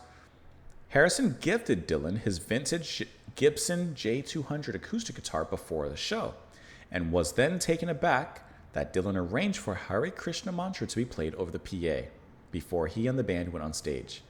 You know that he liked that. That's really cool. It's described as a sweet acknowledgement of Dylan's shyness. George Harrison says, "I don't mean to embarrass Bob or anything like that, but he's said and done more, I think, than the lot of show business put together. You can take just one tune of his from back in the 60s, and it's more meaningful than 20 or 30 years of what everyone else said." That's such great praise. Like, that is really cool. Their friendship. I really like reading that. That's actually like one of the most interesting things that I've learned in listening to this album is just their friendship and the things that they've say, you know? Harrison sings of how he values Dylan's friendship together with the tales you have told me from the things you saw. From much of his career, Harrison repeatedly identified Dylan as one of his biggest musical influences. That's really cool. Oh, and this line. Harrison musical biographer Simon Lang observes that in the counseling Harrison gives Dylan in Behind That Locked Door, he anticipates his own slough of despond during 73 to 75, right? That's at the end where that perspective changes to me. If I'm rich, if I'm poor, come and let my heart out. That's really, really awesome. Love how that sounds. Love how that goes. I'm not going to say my favorite song, period, on the album so far because we have plenty of time to go, but it is absolutely one of my favorite songs. Absolutely. That's without question. Let's move on to the next track, which is Let It Down. Not Bring It Up. Let It Down. Preferably gently, if it's fragile.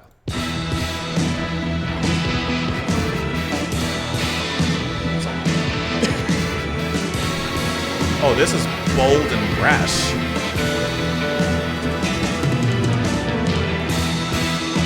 Okay.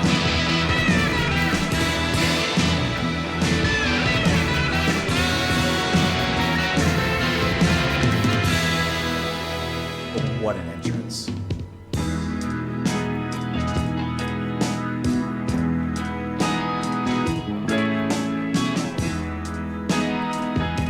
This might be the best song on the album.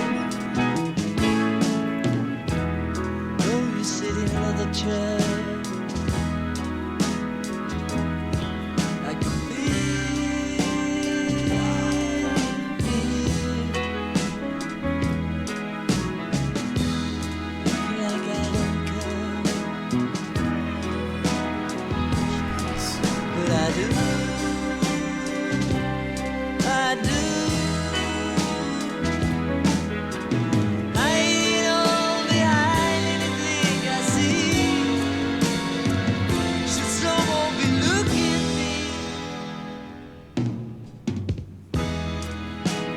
Guys, this might be the best song on the album.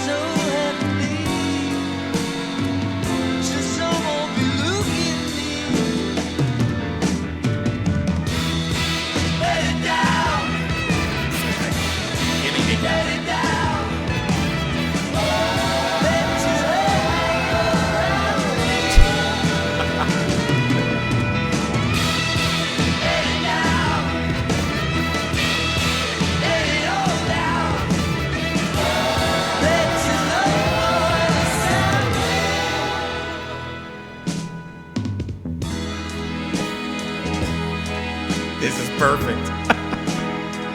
This is the perfect track.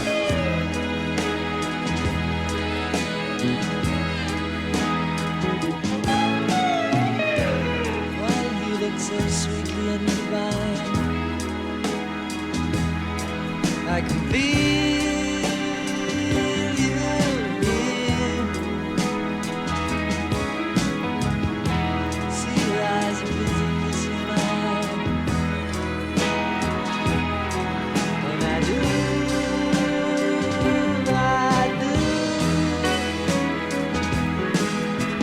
Wondering what it is they expecting to see. Sure some won't be looking at me. Let it down. Let it down. Let your hair all around me. Let it down. Let it all out. Let your love voice down me. Let it down. Let it down. Let it down. Let it down.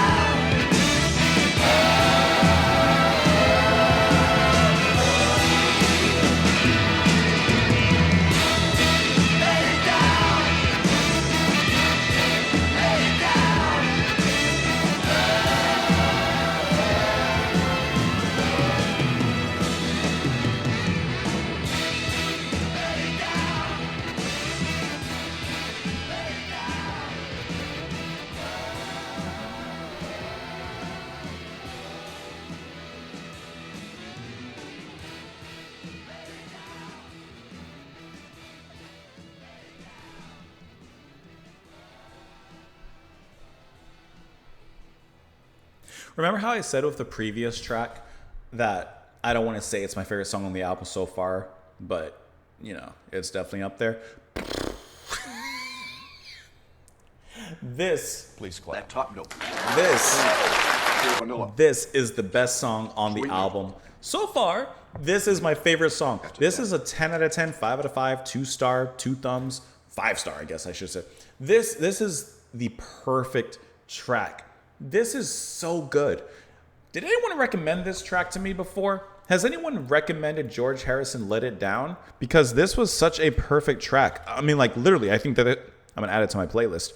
I gotta see if anyone's ever mentioned this song because it was perfect. Okay, 2 people mentioned this song, John Campbell and Jeremy B, 4 years ago. Okay, you got me. You caught me. This song is just so, like, it's just so rich with sound and energy. I love how it starts off heavy, like this symphonic rock sound. It's brash. It's so brash. And then it calmly goes into the verse, which is so quiet and mellow. Harrison singing is lovely and just humble, and it just flows like a calm stream of melody, and you're just writing it. But then the chorus comes back, and it becomes loud and like grand, and it shows off, and it's just so fun and heavy. It hits all the right notes. This is a perfect track. Drumming, sensational. Everything is sensational in this track. Is it going to be Gordon again on this one? Yes, it is actually Jim Gordon once again on the drums here. Is this all right? It's fun for me, obviously, doing reactions and first listens of stuff. But I'm sure on one hand, it's fun for you guys when you're watching me going through albums specifically, because you're probably, well, I wonder, because I don't know what the consensus on is, for example, what most people's favorite tracks are on the album, or what a lot of people consider the weakest tracks on the album. So me listening to this up to this point, I'm like, this track is 5 out of 5, the best song on the album so far. I don't know what's coming. There may be something even better. I'm imagining out of 23 songs, there's probably something at least equal to. But I'm curious as to, like, do other people consider this a weak song? Or like whatever, you know? It's just kind of fun to think about that. Once again, the string arrangements from John Barham. This is this is one of those songs that I think really shows how music can be emotional more so than anything else. And you know, there's no objectivity when it comes to music. There's a lot of shared opinions on this. These albums are good and hallmarks, but like this song, I don't have a ton to say about it. I just think that it's absolute perfection in the composition of it all, and the drumming, the verses, and how quiet and calm and collected they are. While in the choruses, they bring about a storm on the ocean, and it's just really well put together. The way that Harrison's guitar screams in here, in that chorus, the vocal line, da da, like it's so heavy, and at the same time, man, does it feel so smooth going down. This is an excellent track. Best track on the album so far. But the point remains. Though you sit in another chair, I can feel you looking like I don't care. But I do. I do. I like how he admits that. You know, I'm looking like I don't care, but inside I'm caring a little bit. Hiding it all behind anything I see, should someone be looking at me. While I occupy my mind, I can feel you here. Love to us is so well timed, and I do. Wasting away these moments so heavenly, should someone be looking at me. Let it down, let your hair hang all around me. Let it down, let it all down, let your love flow and astound me. While you look so sweetly and divine, I can feel you here. I see your eyes are busy kissing mine, and I do. I like that line. I see your eyes are busy kissing mine. There doesn't have to be a literal physical connection as kissing is. Their eyes are kissing each other. Wondering what it is they are expecting to see. Should someone be looking at me? Like, there's expectations of what people are expecting to see when they look at him. But are they lit down? Let it down, let your hair hang down. Let your love flow and astound me. Let's look at the Wikipedia page for this one. This one was great. It's, wow, I promise you I didn't see this, but that's the same word I used. It's brash opening, and choruses contrast the ethereal quality of the verses. A loud, soft approach that has been credited with influence in indie bands during the 80s and 90s. You know, I didn't think about that, but you can 100% hear a correlation there. He wrote the song in '68 and offered it to the Beatles for inclusion on their Let It Be album. How did this song not get included? I haven't heard Let It Be, by the way. But how, like, this is a perfect song. It was turned down by the band. Biographers recognize it as an erotic love song, perhaps written to a woman other than Pattie Boyd, his wife at the time. Separated by 18 months, the song's conception and recording marked 2 periods of romantic intrigue involving Harrison, Boyd, and their friend Eric Clapton. It's described as a dynamic and passionate depiction of lust and desire. I don't know, but it was just absolutely immense. This dense mix of horns, orchestral strings, and heavy rock instrumentation, it is identified as an extreme example of Spector's influence on All Things Must Pass. This is awesome. This is just a really awesome track. Initial recording. Harrison taped the basic track for this in London, similar to the, libidinous detour. Lang views the inclusion as a brief sensory interlude from the predominant spiritual concerns found on the album. In his discussion of the song, Inglis notes that this period coincided with heightened suspicion on Boyd's part regarding her husband's womanizing, while music journalist John Harris has written of there being an element of intrigue during the sessions through Clapton's growing infatuation with Boyd. I don't know. It's getting a little messy, that's all I gotta say. With its choruses presented in what Harrison biographer Elliot Huntley describes as thundering, echo-drenched crescendo. Let It Down received a hard rock arrangement that recalls the sound of Wright's former band, Spooky Tooth. Like Huntley, authors Chip Madinger and Mark Easter recognized the song as the most obvious example of Spector's influence. This was such a banger of a song. Wailing sax in the old rock and roll style added as overdubs. Heaviest intro yet? Yes. A shattering concoction? That's a great way to write that down, to describe it. This was great. If any of the songs even get up close to this, I mean, I've been enjoying it, no doubt. But if any of them get to like that level, we're in for a treat. Let's move on into the next track, which is Run of the Mill. Here we go. You gotta calm it down after that.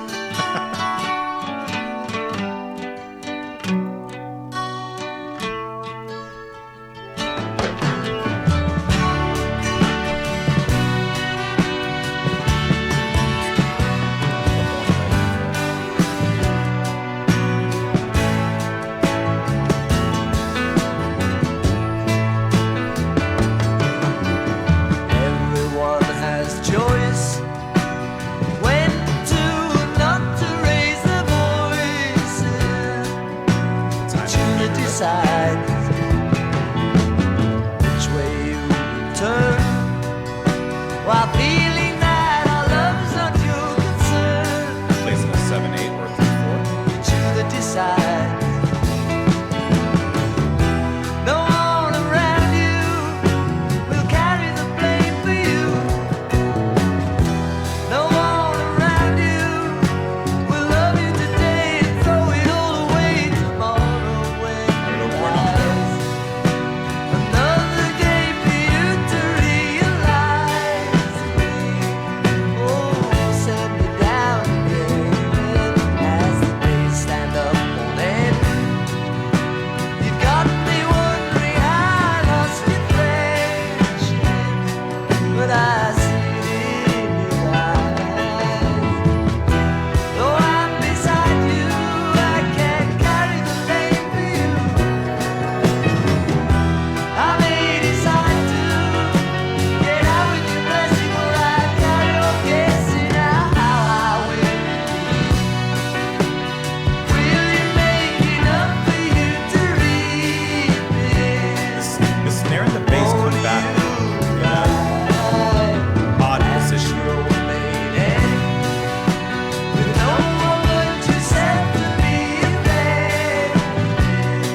Gotta remember that.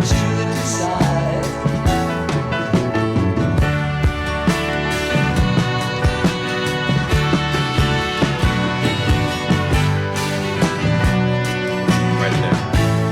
That's the trick.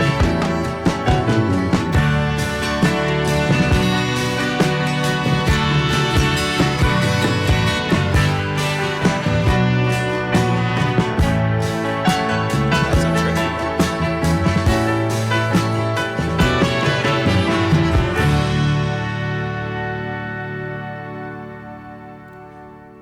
There was a little trickiness in the drums there. This is also ending the second side, by the way. This is the final song on the second side of the album. That was a little tricky meter there. So there was either some 7/8 or 3/4. I wasn't counting 100%. But then there's that fill, that dun dun dun dun dun ba da ba da ba da ba da da ba da. Like, you have to catch that. That was a really nice, like, a little something just to throw you off a little bit out of a nice conclusive song like this on this part of the album. I love the pleading once again that he's singing. I wasn't following the lyrics whatsoever because I was just kind of drumming. I was trying to catch the drums. I love how the horns once again come in here and kind of push everything up in a very much more passive and nonchalant way, but still charming nonetheless. But this is really feeling like, once again, a very emotional song. But if you'll allow me, I actually want to dive into the lyrics because I really wasn't paying attention. I was just trying to catch the ba da ba da ba da ba da ba da ba da ba. That was hard. Everyone has a choice when to or not to raise their voices. It's you that decides. This has to be Beatles. Which feeling that are love's not your concern. It's you that decides. He's saying someone in the group has a little bit too much to say. No one around you will carry the blame for you. No one around you will love you today and throw it all away. Tomorrow when you rise, another day for you to realize me or send me down again. Like, either recognize me or you're just going to throw me away to the wolves again. As the days stand up on end, you've got me wondering how I lost your friendship. But I see it in your eyes. This has to be about their split. Though I'm beside you, I can't carry the lame for you. I may decide to get out with your blessing, where I'll carry on guessing. Like he wants to get out of the group, but he wants to do so with their blessing. He could be talking about McCartney, as we mentioned earlier, how apparently he felt that McCartney was taking too much control of the band. How high will you leap? Will you make enough for you to reap it? Only you'll arrive at your own made end, with no one but yourself to be offended. It's you that decides. This, if I'm reading this, I mean, we're going to click on the article. If I'm correct, and this is about Harrison's, commentary on the Beatles and the leadership at this point, it is a biting commentary. Like, it's biting. Wrote the song shortly after the Beatles' troubled Get Back sessions. It is commonly asserted that the lyrics reflect the toll that running their company, Apple Corps, had taken on relationships within the band, especially between McCartney and the other Beatles, as well as Harrison's dismay at Lennon's emotional withdrawal from the band.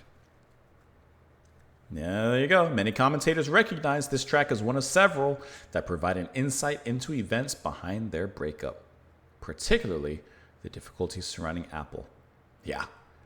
The song's release coincided with a falling out between Harrison and McCartney, which perhaps contributed to the latter taking legal action to dissolve the Beatles' partnership. This was, to me, a biting commentary on their relationship. Olivia Harrison has named it among her favorites of all her late husband's compositions. The song title was a play on trouble at mill, a Northern English term for conflict at the local factory or workplace. Doggett suggests that run-of-the-mill might have also been a condemnation of Harrison's songwriting, uttered by one of his bandmates during the fraught Get Back sessions. So it's possible that Harrison's songwriting was considered run-of-the-mill, and so he's kind of using this as a getting back at them. See what I did there? Please clap. Like, okay, I'm run-of-the-mill. Here you go. Ooh, that is... There's some, not even brewing. It's boiled over tension here. The theme of failed or betrayed relationship in Lang's words is most evidenced midway through the third verse with the lines, "You've got me wondering how I lost your friendship, but I see it in your eyes. The truth is there." This is a harsh one. This is a hurting one. You got to admit, this one has some bite to it. We are moving on. Side 3. We are... I didn't mean to make that noise. We're going side by side, side 3. First track on side 3, Beware of Darkness. Before we dive into it, did you guys finish whatever you're sipping, drinking yet? I like to test, right? Who's still watching at this point? First, there's going to be another test probably. Did you finish? First of all, you had to have grabbed something, right? You're drinking something, you're eating something. You're involving something. you're doing something. And I hope that you're enjoying it. I like this. This will not last us the side. This will not last us to the side. Do I get a bathroom break, by the way? I don't need it yet, but perhaps after this side. Let's move on into the next track, which is going to be Beware of Darkness. Here we go.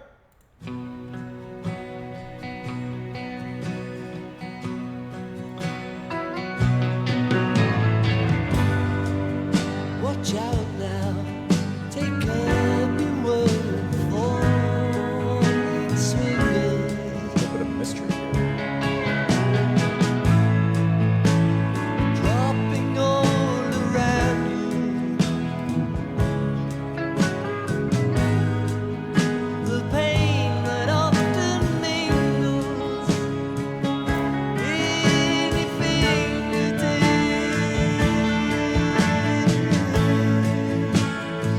Still a Western sound here.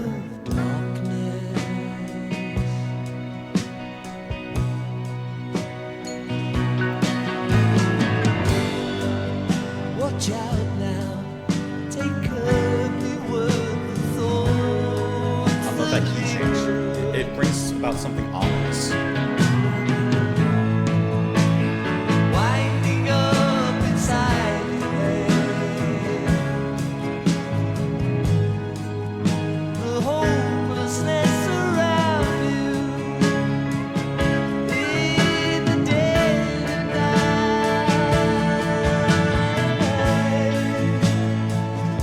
Beware of sadness. Side It stick. can hit you. Just for a moment. It can hurt you. Make you sore of what is more. That is not what you are here for. The way he sang right there sounded like not off key, but in a bad way, but a different chord or something with the music. Watch out now. Take up the word. Soft shoe shuffling.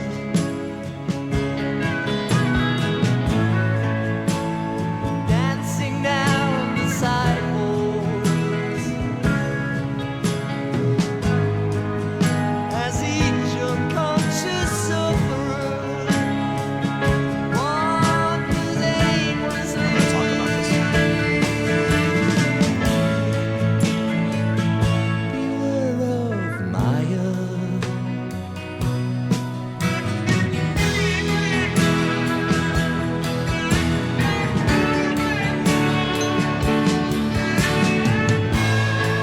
It still really does have that country-ish kind of sound, but it does have a darker tone notably.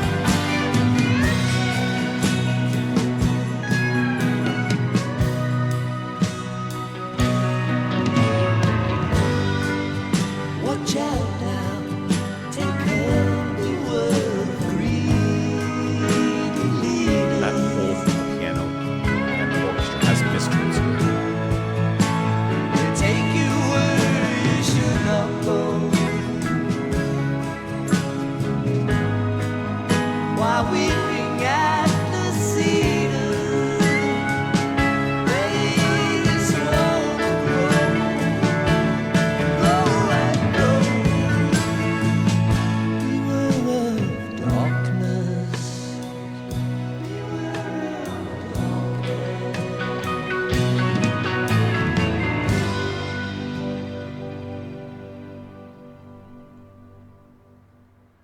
Okay, this track, it opens up the third side with that Western kind of country-esque feeling coming in once again because of that slide guitar and the overall mood of this. But the mood, yes, in reference to the song title, definitely has a darker, more ominous tone towards it. The way that Harrison's singing, he almost has this foreboding tone of like, or a warning. I mean, okay, yes, it sounds like that because of the title of the song, Beware of Darkness, but it actually sounds like he's warning us to beware of it. There's an air of cautiousness that I think that's being filled here, which I love how that works. The guitar constantly plays alongside with him in not the cries that we got from like the crying, the pity, right? But it's being played in a very, be careful, like watch your step. You might have gone a step too far, take it back. And the way, obviously it's him playing guitar, but the way that both the voice from Harrison and the guitar from Harrison coincide, it just has this very like, it's two people telling you, careful, right? It's just not a singular voice, it's two people. And I just really like that sound, and the piano was really gorgeous in here. You're having a lot of the same players on a lot of tracks, but there are different people being involved at different moments. So Gary Wright once again returns on the organ, Bobby Whitlock on the piano, and then drums by Ringo. And then you hear a little bit of vibraphone, which at least here on the Personnel is an uncredited position, but you hear like just very little bits of it. And because of how sparse the vibraphone is, it almost plays to me like someone's telling you to be careful about doing something. And when the vibraphone comes in, it's almost like you're making a mental note, like, I need to remember that. So that way when X situation appears or happens again, I ding, like a little post-it note. Remember we used to put like a cord or whatever on your thumb or something to remember, oh yeah, this is what they were talking about. This is that dangerous situation. Let's look at these lyrics. And even the way that Harrison sings here, like I said, it's just very suspenseful. It really is like this dark, ominous feeling. Watch out now, take care, beware of falling swingers. Dropping all around you the pain that often mingles in your fingertips, beware of darkness. Watch out now, take care, beware the thoughts that linger, winding up inside your head the hopelessness around you. In the dead of night, beware of sadness. So he's changing what to beware of. It can hit you, it can hurt you, make you sore, and what is more, that is not what you are here for. Watch out now, take care, beware of soft shoe shufflers dancing down the sidewalks as each unconscious sufferer wanders aimlessly. Beware of Maya. Who or what is Maya? Watch out now, take care, beware of greedy leaders. They take you where you should not go, while weeping Atlas cedar. They just want to grow, grow, grow. Beware of darkness. This song could go into so many different directions. Because on one hand, I almost feel like he's saying, beware of drugs, the pain that often mingles in your fingertips. Beware of people taking advantage of you, greedy leaders. I think this is before I obviously look into the song. I feel like he's just saying beware of certain situations, people taking advantage of you, people having power over you, people that want to use you and then abuse you. Anything that could be a darkness in your life and in your light. I feel like that's what he's speaking of. But let's dive into the song. It doesn't have to be a specific thing, just anything that saps your happiness. It says the lyrics warn against growing illusion to get in the way of one's true purpose in life, an admonition that, like the content of My Sweet Lord, reflects the influence of Harrison's association with the Radha Krishna temple. Several critics recognize the song as one of the best tracks on All Things Must Pass. It's a really good one, but there's one that's better. Beware of Darkness was one of the more recent songs included on the album. Harrison's first okay, we already know that. In spring of 70, Harrison invited some of the movement's members to stay at Friar Park, his recently purchased estate in Oxfordshire, to help him restore a large house and overgrown gardens, and to give his new home an intensely spiritual atmosphere. Harrison wrote in his autobiography, he says he wrote Beware of Darkness at this time. He adds, I had some of my friends from the temple staying. Watch out for Maya. The lyrics are pretty self-explanatory. Who is Maya? What does Maya represent? This thing is so creaky. That I don't know. Maybe we can find out, though. Let's see. There must be something here about the Maya lyric. Okay, here we go. In addition, okay, let me start from the beginning. It's a ballad containing dense imagery. Okay, marks return to spiritual concerns. Among the potential corrupting influences are con men, politicians, and pop idols of little substance. There you go. In addition, the lyrics warn against negative thoughts, since these corrupting influences and negative thoughts can lead to Maya, or illusion, which distracts people from the true purpose of life. It has multiple meanings in Indian philosophies. In Vedic texts, Maya connotates a magic show, an illusion where things appear to be present, but are not what they seem. Maya also connotates, or connotes, I cannot read, that which is constantly changing and thus is spiritually unreal, and therefore conceals the true character or real or spiritual reality. Okay, I got it. I'm learning. See, we're all learning together.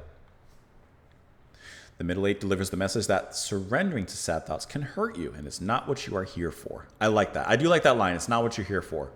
In the final verse, Harrison states that an individual's purpose is not to follow political manipulation, but to grow unfettered in daylight, in the manner of weeping Atlas cedars. Like, to not be held down by anything, to be free, basically. I got you. I'm picking up what we're putting down. It sometimes takes me a second to pick it up, but I pick it up nonetheless. I don't know why I said Let's move on into the next track, which is Apple Scruffs. You know, I never used to like apples growing up. It was just like, it's the fruit that like is the most common kind of thing. except here in Florida where it's always oranges and tangerines. But recently, I like a crunchy apple. I like to bite into the apple. I like to hear that crunch.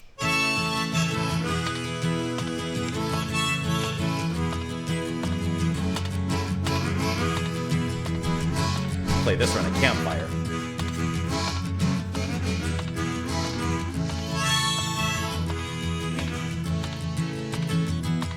Now watch you sitting there, seeing the passers-by all stir, like you have no place to go.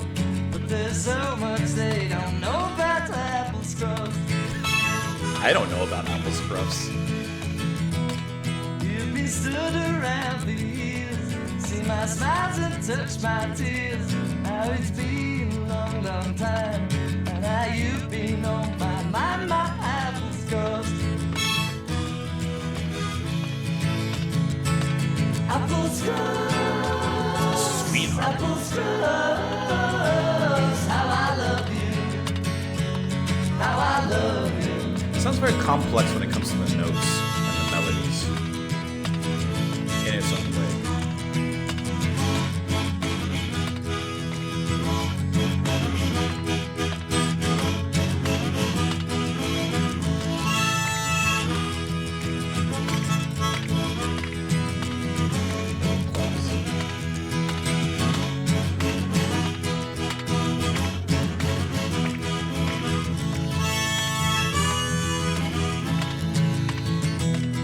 In the fog and in the rain, through the pleasures and the pain, on the step outside you stand, with your flowers in your hand, my apple scrubs. While the years come and go, now your love must surely show that throughout all time and space, we're together face to face, my apple scrubs. So jolly. Happy go lucky.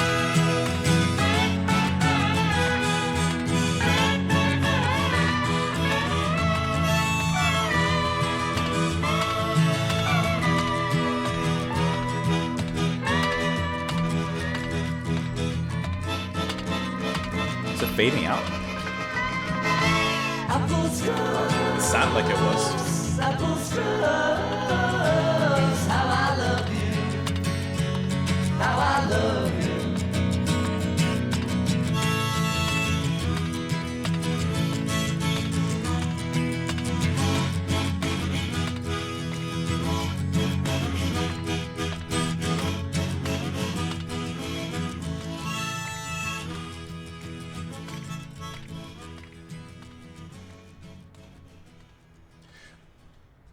This track was definitely the most straightforward, bare bones acoustic track on the album, at least up to this point. And even that was my foot, by the way. See? I'm trying to recreate the sound.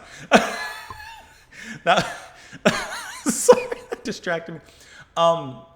This to me sounds like an acoustic campfire song. And even personnel-wise, there's only two people playing. George Harrison, handling most everything, pretty much everything, because the only other person involved is Mal Evans, who's just playing the wooden block. That's all that is. What I thought was a clap, just the wooden block. Harrison's handling everything else. I think the most noteworthy thing about this track, especially in something that's so bare bones, is going to be his harmonies. His overdubs with his own voice are so satisfying, especially that one part where the vocal line goes, bah, like, there's that strict shift back and forth, not even a rise or a fall. It's the ba ba ba ba. He just hits the notes right on mark. Extremely impressive, and I love how that's done. And I like how that adds flesh, I suppose, to this kind of, skeletal composition, which is nice for what it is. It is supposed to be skeletal. It is supposed to be very stripped down. But I love how his vocals add to that. Now, I'm curious as to what Apple Scruffs is, because when I'm reading it, I think of like a dog named Apple Scruffs, which would actually be a great name for a dog. But let's dive into this a little bit. Now, I've watched you sitting there, seeing the passers-by all stare, like you have no place to go, but there's so much they don't know about Apple Scruffs. You've been stood around for years, seen my smiles and touched my tears. How it's been a long, long time, and how you've been on my mind. Apple Scruffs, how I love you. In the fog and in the rain, through the pleasures and the plain, or pain, on the step outside you stand with your flowers in your hand. While the years they come and go, now your love must surely show me that beyond all time and space, we're together face to face, my Apple Scruffs. Or it could, of course, be a love song. Let's find out. He wrote it as a tribute to the die-hard Beatles fans known as Apple Scruffs. Is that what Beatles fans were called? Oh, because of the Apple Corps. Okay, because of their company. A group of devoted Beatles fans who congregated outside the building at the gates of Abbey Road Studios in the hopes of seeing or interacting with one of the members. That is hilarious. I had no idea. The Scruffs carried membership cards and sought to protect the Beatles from the frenzied fan worship of Beatlemania. They said, we're not like those other fans. No, no, no. We have an organized club. They built a rapport with the band members and became associated with their history. That is... Can I see an Apple Scruffs membership card?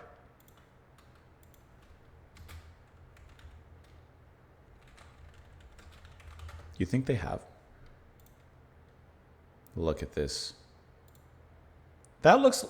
There's not even any like fun accoutrement or color. It's just, this is my membership card. That is hilarious. That is... I think that's great. I think that's great. Remember when fan clubs were a thing? Whatever happened to fan clubs? Oh, I meant to keep you guys here. All right, let's see.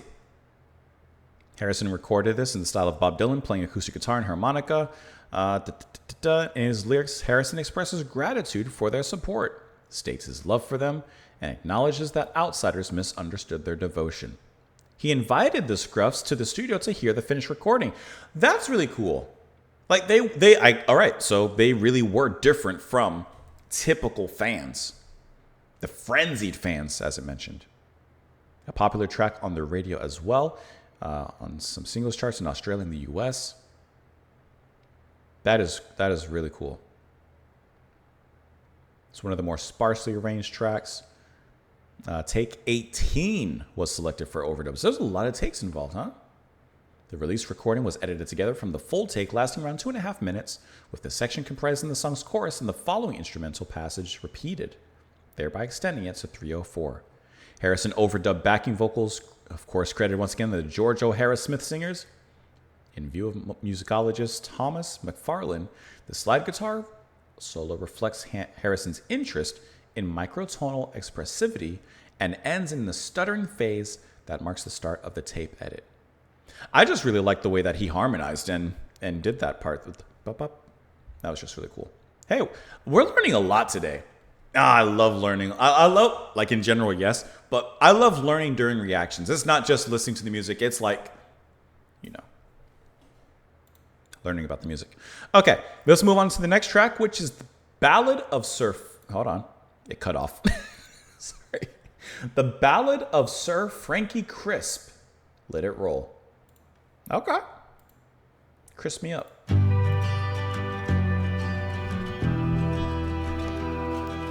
Almost done.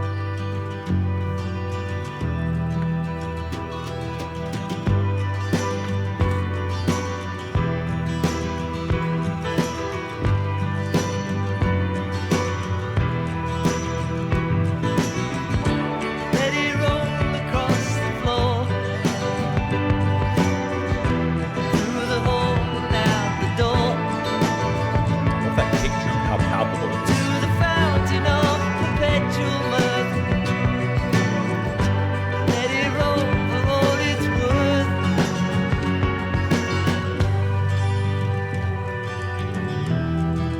That has like an effect on it. That guitar. I don't know what it is, but it has some sort of echoey kind of reverb effect.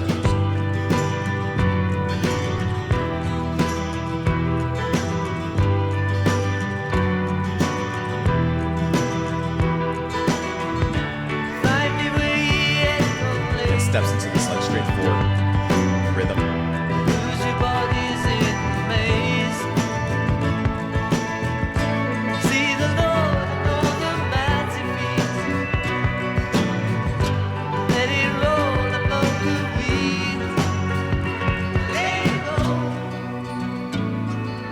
said "Let It Go," and then the drum stopped, like the music let go.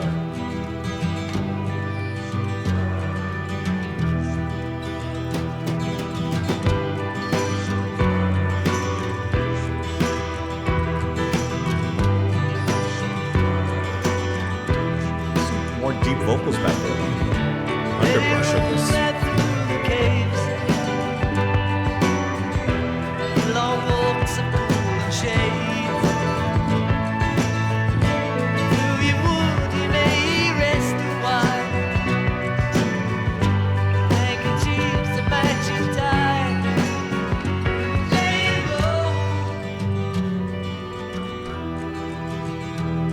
I love this calm in the music as it comes down.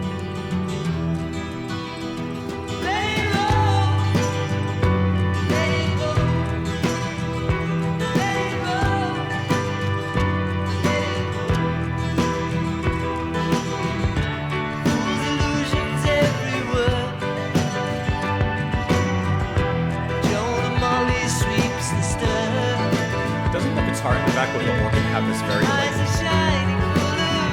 gorgeous shimmering kind of sound beneath it all?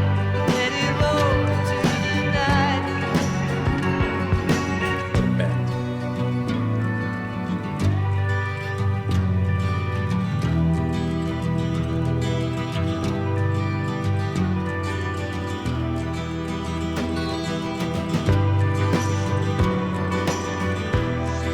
It's so subtle.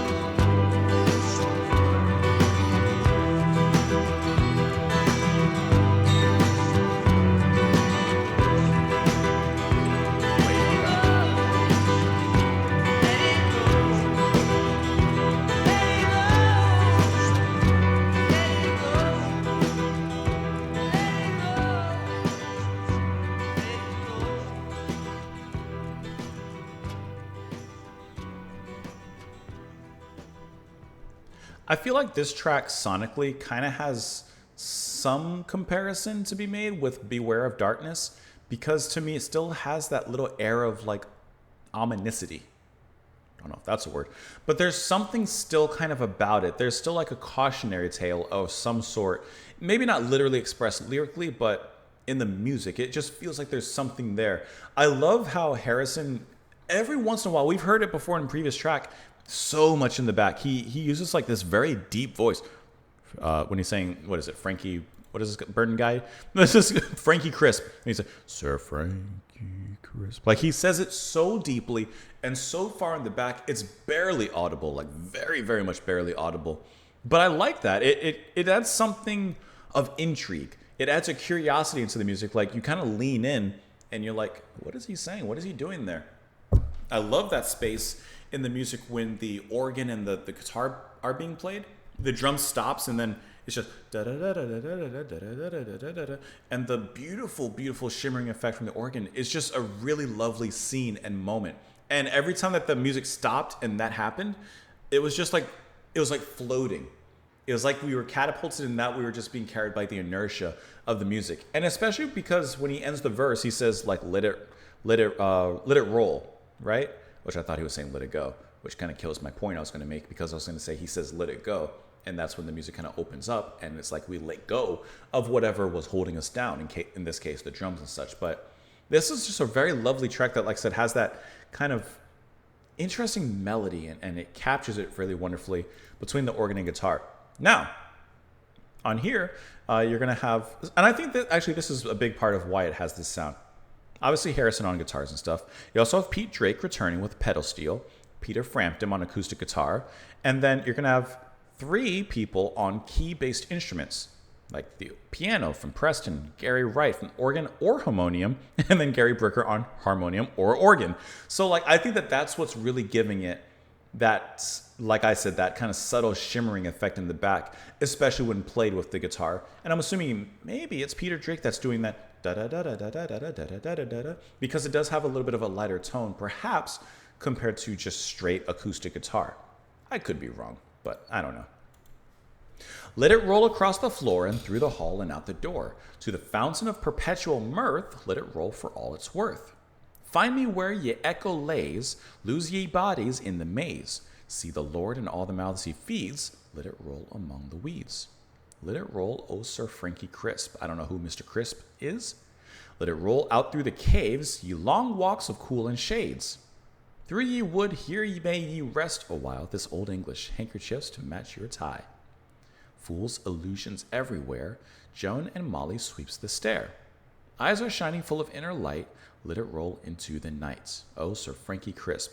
This one I do not know what it means. This one I'm a little off, so let me, let's get some info on this particular track. It says it's written as a tribute to Frankie Crisp, a 19th century lawyer and the original owner of Friar Park, the Victorian Gothic residence in Henley-on-Thames, Oxfordshire, that Harrison purchased in 1970. Commenters have likened the song to a cinematic journey through the grand house and the grounds of the estate.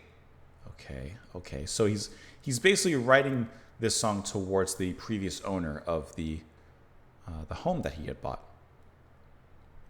And you have Alan White playing the drums on this one. I like when Alan has that extra kick going that's very present in the music. Phil Spector's heavy use of reverb adds to the ethereal quality of the song. That is 100% for sure. And that's what I think I'm kind of getting at with that shimmering subtlety from the organ and keys back there. Crisp, eccentric homilies, which the former Beatle discovered inscribed inside the house and around the property, inspired subsequent compositions of Harrison's, including Ding Dong, Ding Dong, and the answers at the end. Together with Friar Park Shot album cover, Ballad of Sir Frankie Crisp established an association between Harrison and his Henley estate that has continued since his death in 2001. That's actually really cool. I think it's really interesting that he wrote this song basically about the previous owner and about the house, and that there's these kind of, as he says, eccentric homilies in the house as well. The entrance to Friar Park. It kind of looks kind of cool. Can we... would you mind if I did a little Friar Park? I guess, I can just click on it. All right, I was going to Google, but I guess I could just click on it. Doesn't that look, I mean, you can say that already looks a little bit eccentric. What a cool style. If your house has this many chimneys and a spire, you're probably doing well. I want to see some more pictures of it. Detail of the roof. That is so cool. It's got a little lop to it, huh? It's, unless that's just like an effect from the photography, it's got a little lean to it there. It's kind of interesting. All right. Had a little tilt to it. Let's move on into the next track, which is Awaiting on You All. Here we go. Oh. Catch me at the cabana. Don't need a love it. This is a party track. Tell me it's not. If you open up your heart, you know what I mean. You've been polluted so long, and it's a way for you to get clean. By chanting the name of the Lord and you'll be free. The Lord is waiting on your heart, waiting to see. Chanting the name of the Lord and you'll be free. The Lord is waiting on your heart, waiting to see. Holy harmonies there.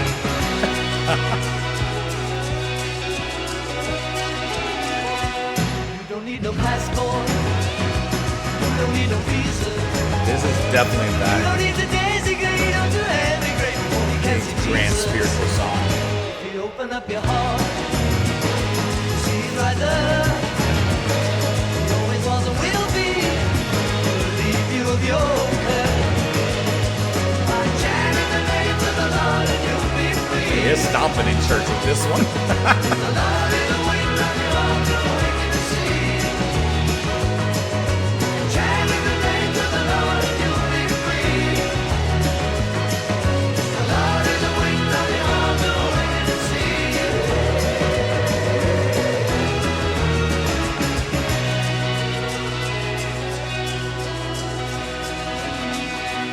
You don't need no church house.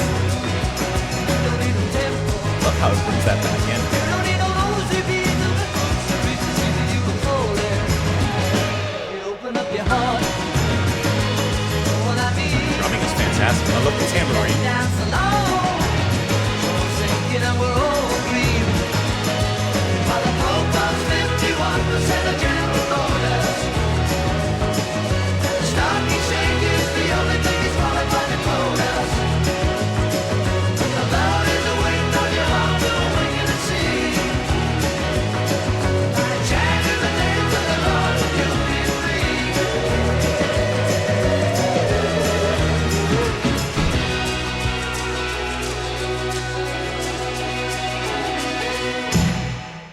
This is a big worship song.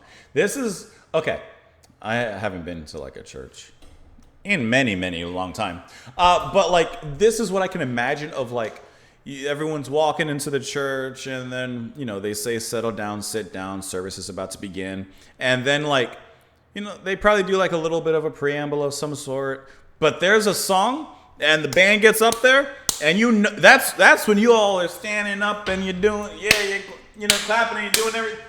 This is that song. This is the true call to arms, the call to prayer, the call to worship. This is the one when everyone's getting up and singing and dancing and happy and smiles and just feeling it. That's what this song feels like. This is the opening track to a service of sorts. And like the energy is just abundant. The happiness is just abundant here. The way that they're singing and worshiping and it all just comes out in full-fledged. I love the drumming on here. It's a small thing, but I love the rhythm of the tambourine. And I love how it just moves and motivates and inspires. It has this very like fun kind of energetic rhythm to it that plays alongside with the drums. Obviously everything else, the guitar and all that stuff, it all sounds really good. But I just really enjoyed the rhythm of this all and how big and grand and overall charismatic this track has or sounds. It definitely, you know, has a big gospel sound. And there's even some more overdubs from his harmonies happening back there, which you definitely hear, and they sound great. But this one definitely feels like a Beatles worship song because you can 100% still hear that influence all across the board on here. Let's dive into the lyrics here, which I really like the lyrics here too. You don't need no loving, you don't need no bedpan, you don't need a horoscope or a microscope to see the mess that you're in. If you open up your heart, you know what I mean. We've been polluted so long, now here's a way for you to get clean. YMCA. So he's like, listen, we're all in dire straits in some capacity, but there's one thing we can do. Chanting the names of the Lord and you'll be free. Yes, the Lord is waiting on you all to awaken and see. Chanting the names of the Lord and you'll be free. Yes, the Lord is waiting for you. And I like how he says the names of the Lord. You know, once again, kind of getting to that, I don't know, there's probably a word for it, but like this universal spirituality. Doesn't matter who you're calling on. Call on him. We're all trying to get to the same place. You don't need no passport. You don't need no visas. You don't need to designate or to emigrate before you can see Jesus. If you open up your heart, you'll see he's right there. He always was and will be, and he'll relieve you of your cares. You don't need no church house. You don't need no temple. You don't need no rosary beads or them books to read to see that you have fallen. If you open up your heart, you know what I mean. We've been kept down so long. Someone's thinking that we're all green, like we're all naive. While the Pope owns 51% of General Motors and the stock exchange is the only thing he's qualified to quote us. But the Lord is awaiting on you all to awaken and see. By chanting the names of the Lord, you'll be free. Do you think that he got in any trouble for saying that? Like, you think anyone was like, hey, man, you can preach your universal spirituality, but don't you come at the Pope? Do you think there was any, let's see at the reception. I don't know. It was the 70s. People were, you got a little uppity in arms sometimes. There you go. I know I could find it. Harrison's most scathing criticism is directed at the Pope in the lines, while the Pope ends, we saw that, we read that. Contrasting this statement with Harrison's song-wide message that God waits on us to wake up and open our hearts, Allison concludes, whereas the Lord is about the business of helping human beings to wake up, the Pope is about the business of business. I think that's so funny. It says it is one of the more overtly religious compositions on the album, and the recording typifies, of course, the wall of sound. I skip all the beginning parts a lot of times. I read them because I'm trying to find like quick summary information, but it's all going to say similar things due to the album. Obviously, it exposes his direct relationship with God over adherence to tenets of organized religion. It even says, don't need temples, don't need church, don't need this. Talk about chanting God's name. Here you go. A little extra, too. A little something extra. His words explicitly criticize the Pope and the perceived materialism of the Catholic Church, a verse that EMI and Capitol Records continue to omit from the album's lyrics. I don't know about continue because it was at the end of the song. And I don't think we heard that, did we? No, because it's just repeating I think, did it? I wasn't paying that.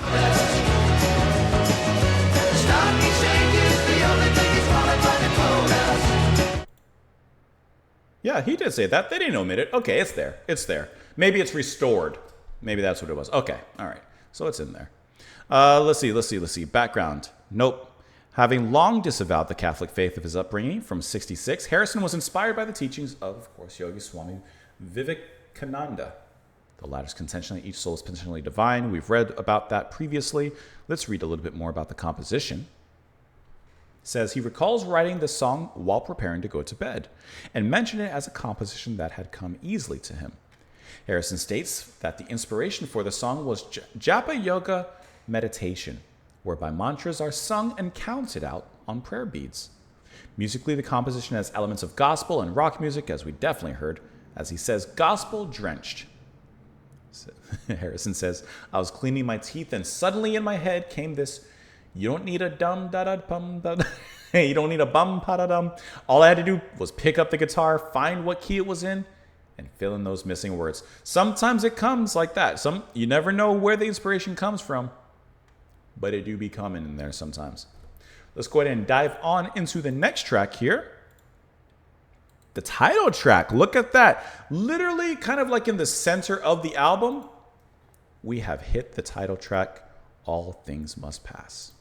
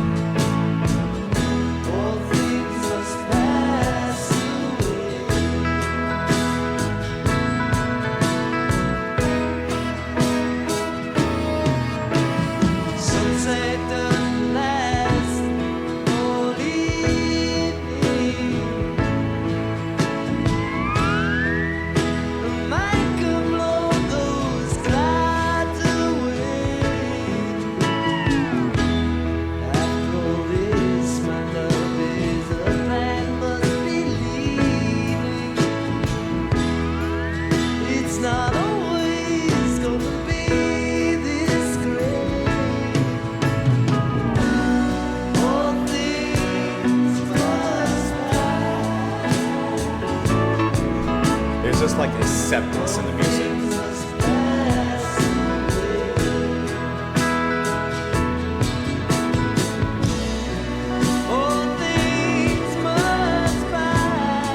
Like a sad acceptance.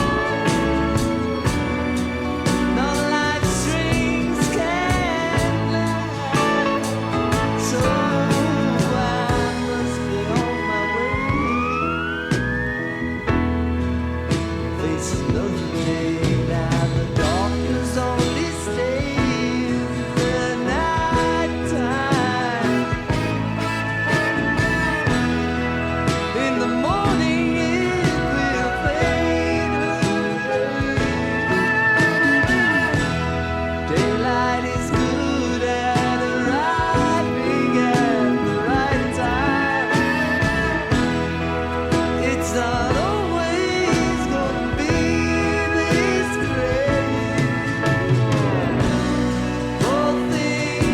how it swings and step forward so that it's hard.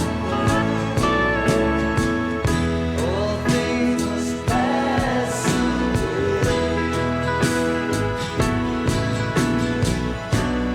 All things must pass. All things must pass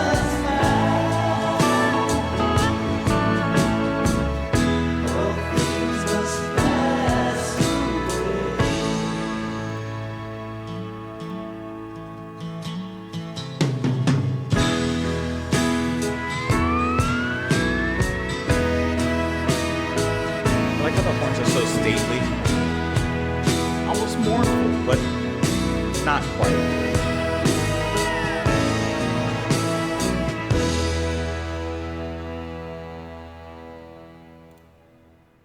And so ends this side of the album. Third side, side 3. We're trucking along.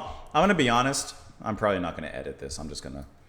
I'm not feeling tired. We're just gonna keep on going, unless I change my mind in like 20 minutes. But going along with the theme and the lyrics on this one, there's definitely that sort of calm and stoic acceptance that I hear in the lyrics. You know, the concept of impermanence. Everything that exists will die, decay, go away at some point. Nothing is permanent. Nothing lasts for everything, or nothing lasts forever. Everything is constantly in a flux of change in some capacity.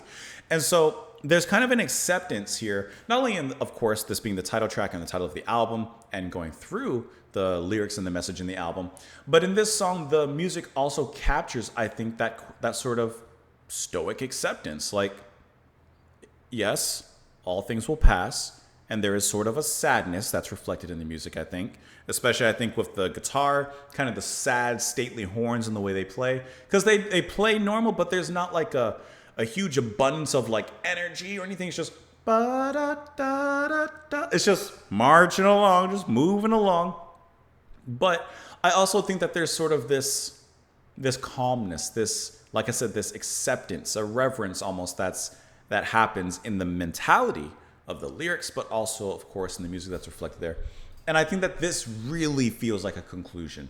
This feels like a conclusion, but also a sort of zenith and crest that's reached mentally and perhaps philosophically as well. And I think it captures that really, really nicely here in this particular track. Let's look at these lyrics. Sunrise doesn't last all morning. A cloudburst doesn't last all day. Seems my love is up and has left you with no warning. It's not gonna always be this gray. It's not always gonna be this bad. All things must pass. All things must pass.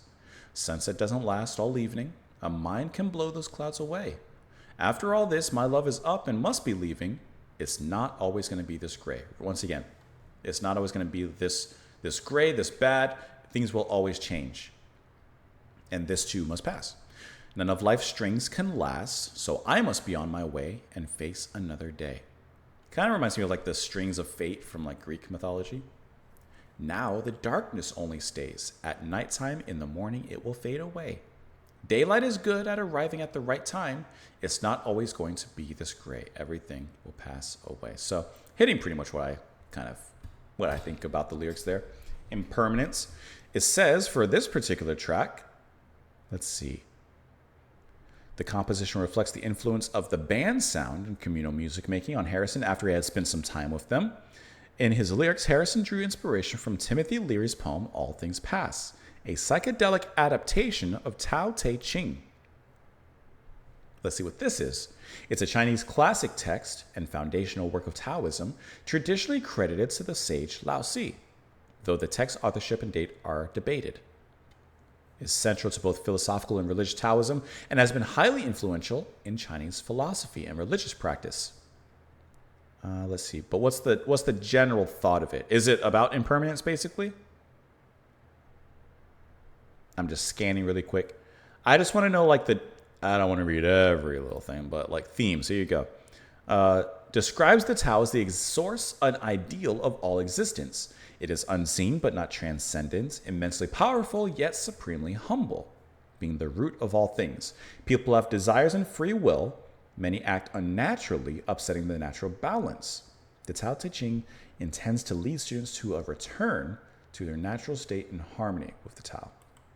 All right, just to get a little context into what it actually means. The subject matter deals with the transient nature of human existence, and in Harrison's All Things Must Pass reading, words and music combine to reflect impressions of optimism against fatalism. Like I said, everything will go away, but it's as a millennial or Gen Z would say, YOLO.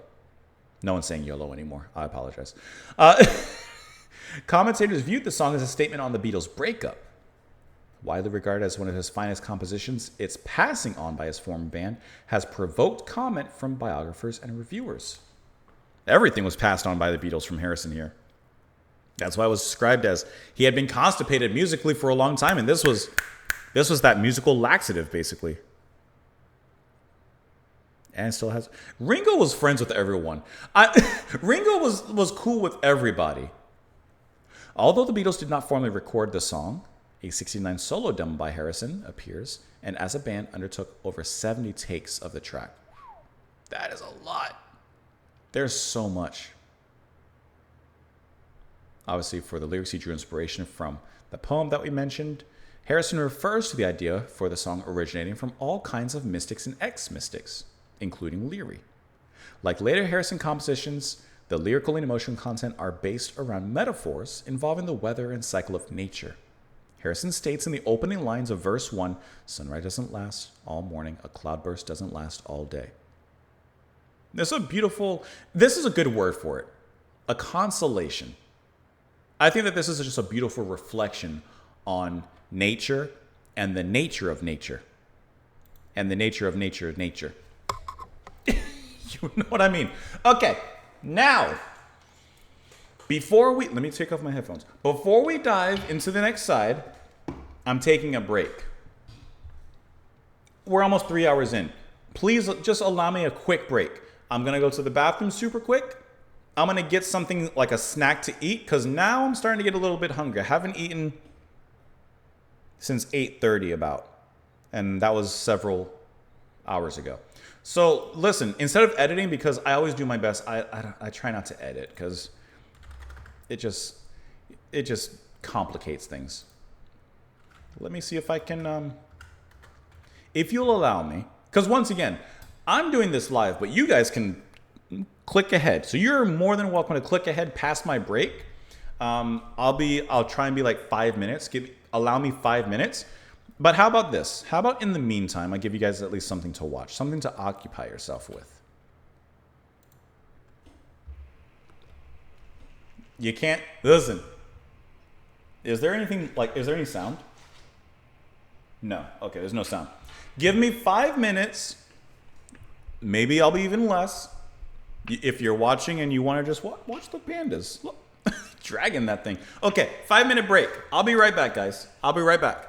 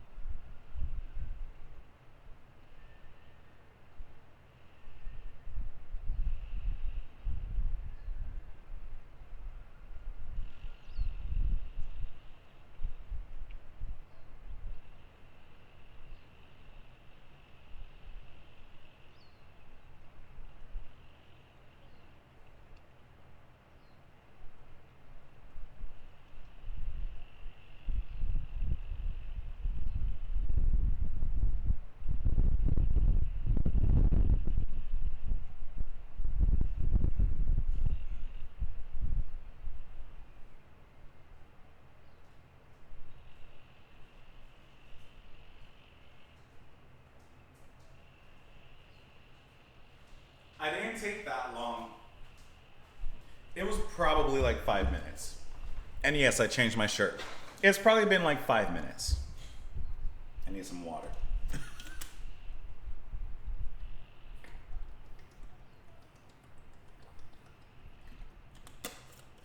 All right. We are back, freshened up. Gotta figure out which way my headphones go.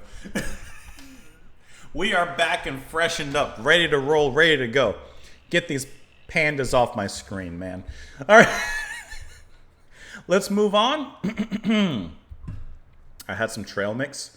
I had a cheese stick. I was gonna try and eat an apple, but I said no. That would take too long. And I don't want to keep them waiting too long. So, the apple was skipped. I was going to make an apple scruff joke. Like, I was going to come back with it.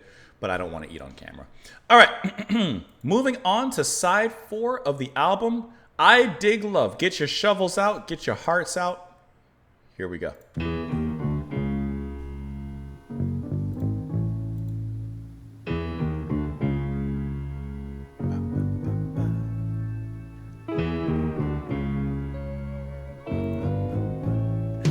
Everyone's joining in on the little bend.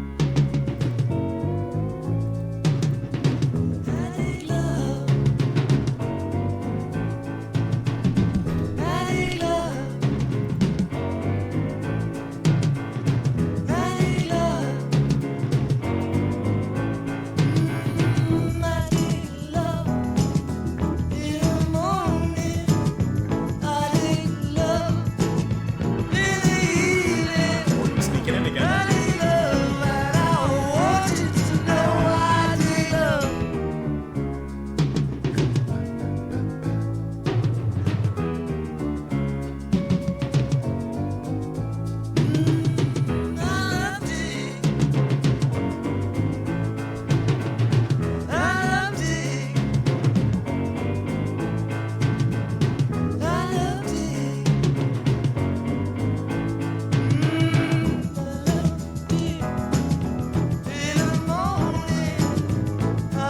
Morgan jabs.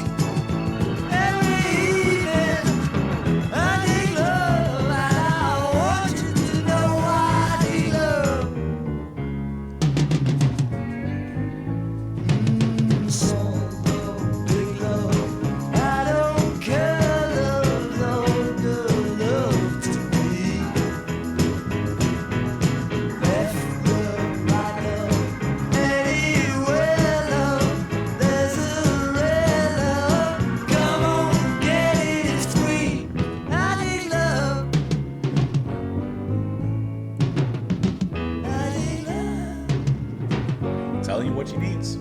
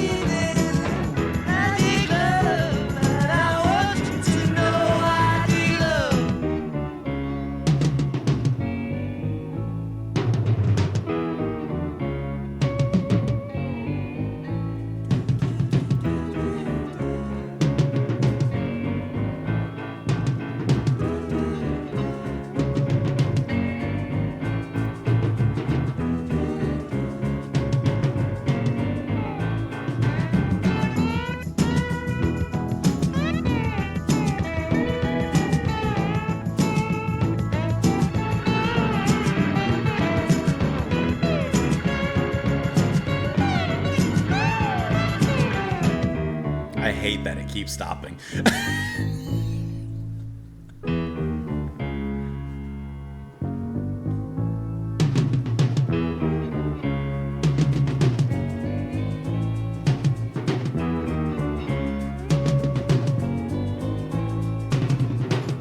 a nice strip of film.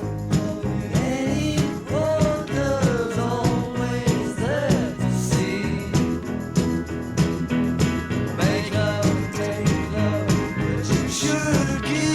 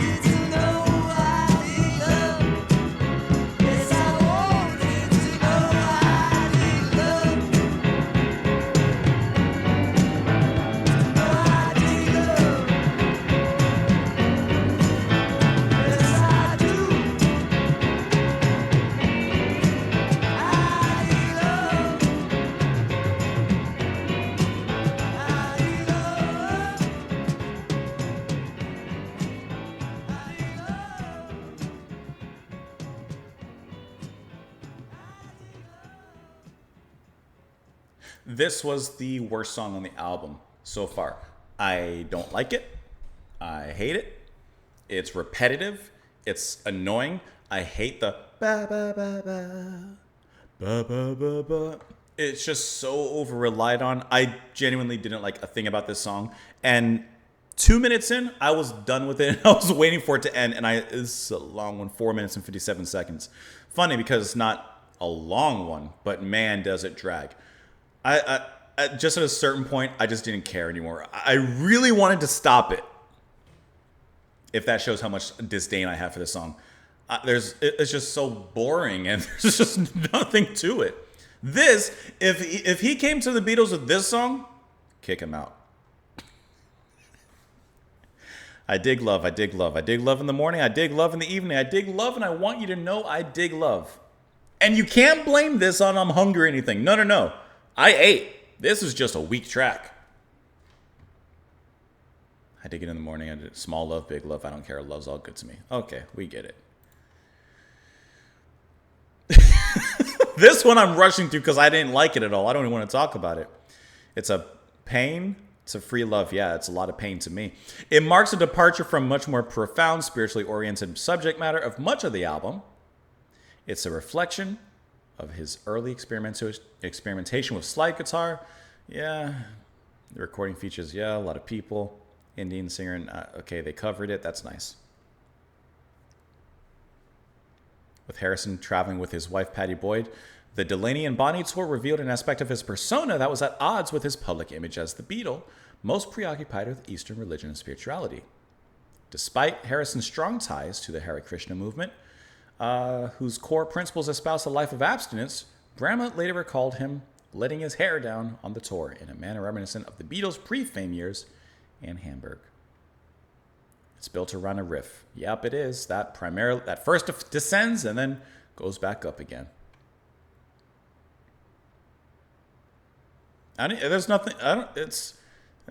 Lang draws parallels between I Dig Love and the Beatles' more free-form compositions. No, it's just a boring track.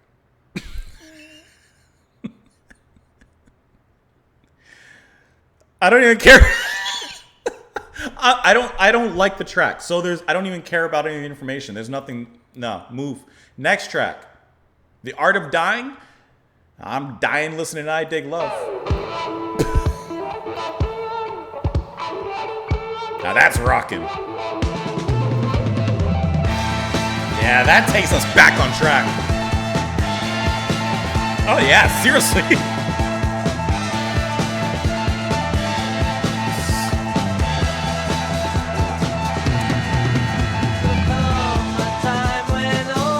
This is kind of like Let It Down.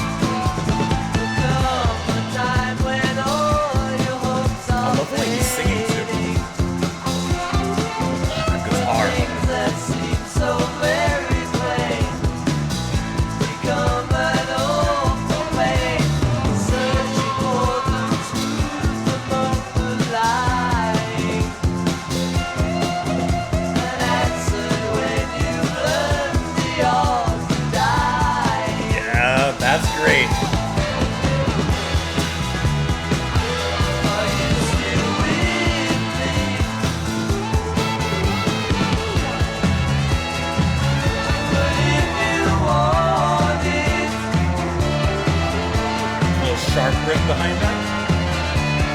Very theatrically dramatic.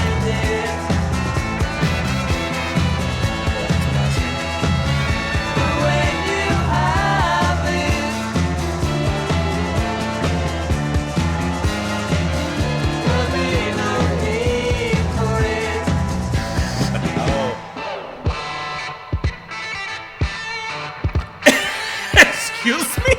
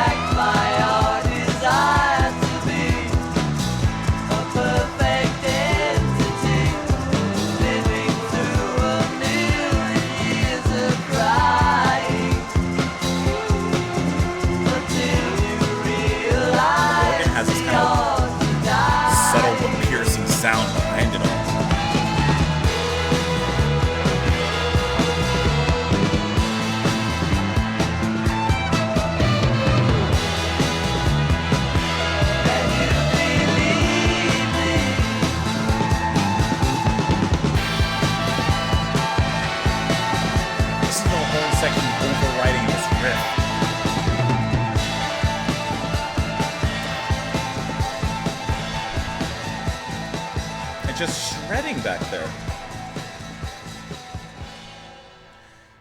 Jeez.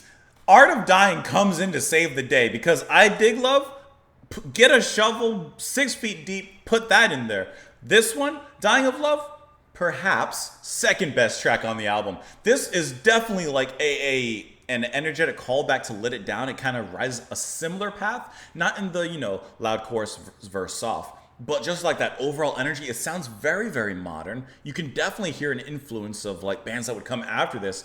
This is an all-out rocker. Incredible guitar playing, not only from Harrison, but Clapton involved here. Even at the very end, he's shredding back there.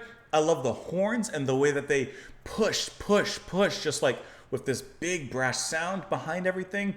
It's a distorted wall of sound, melodic, heavy rock fest, and it just comes across so good. Love how it's being played. You have some kind of spooky, to me, overtones as well. Some way undertones. For example, the way that the organ kind of is still sitting in the back, as it usually does, but the sound of it kind of pierces through.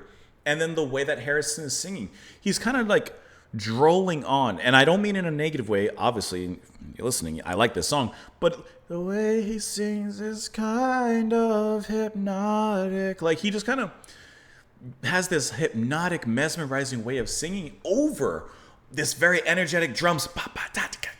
Like the way he sings lulls us in like a ghost, and the music is like just fiery. Like that was just really, really wonderful. Guitar playing, so great to listen to.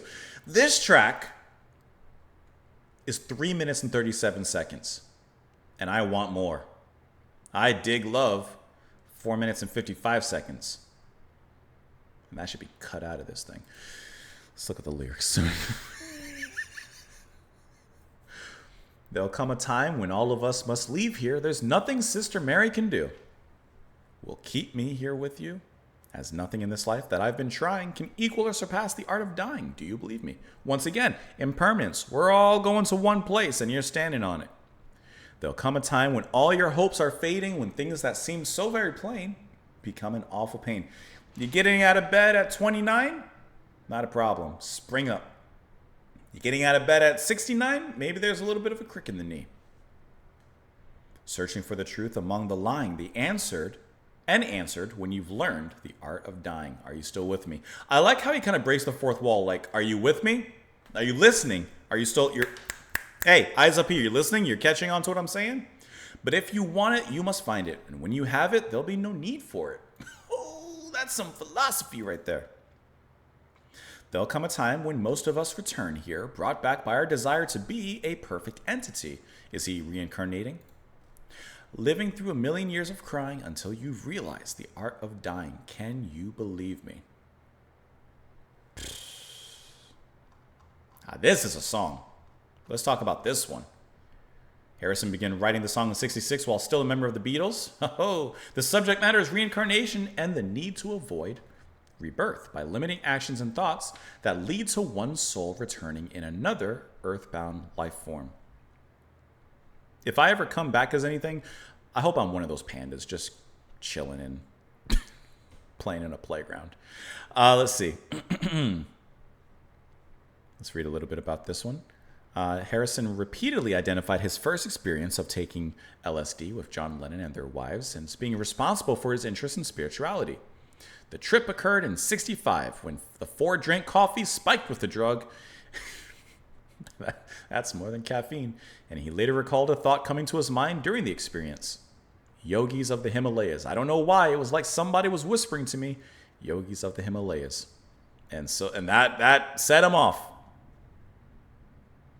Let's read a little bit about this one. Let's see.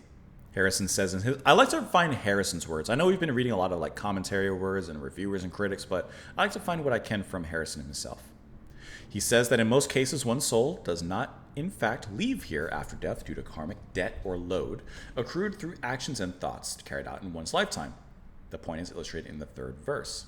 The mention of a million years of crying is reference to the endless cycle of rebirth associated with reincarnation. This is such a great track. One of many compositions that Harrison stockpiled during the Beatles' career. He was just holding on to it.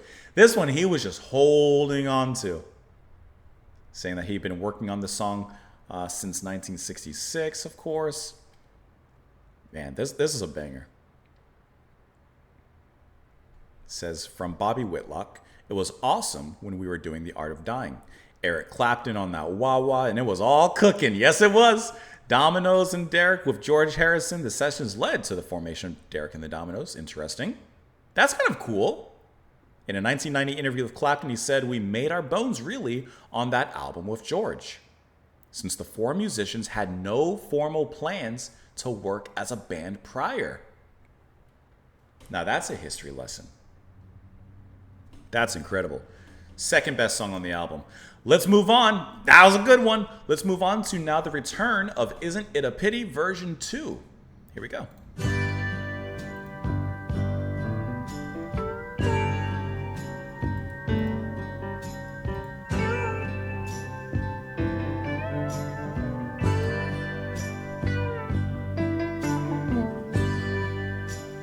Isn't it a pity?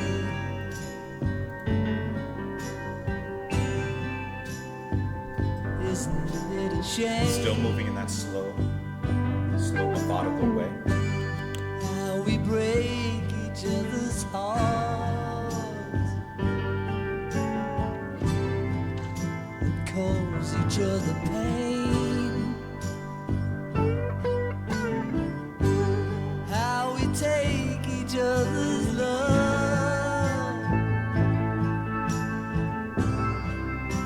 without thinking anymore.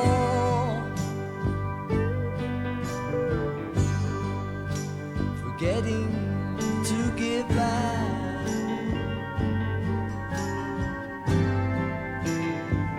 Isn't it a pity?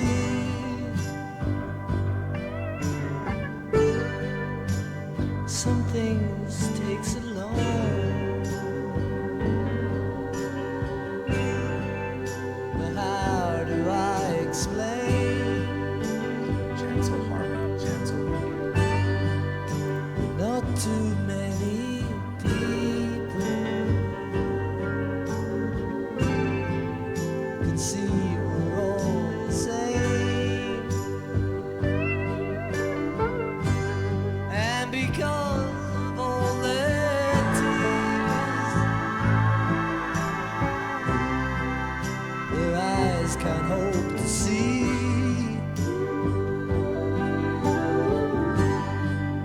the beauty that surrounds them.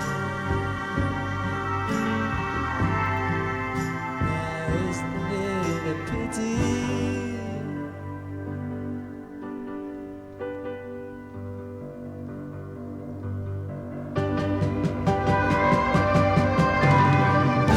Wasn't expecting it to come like that.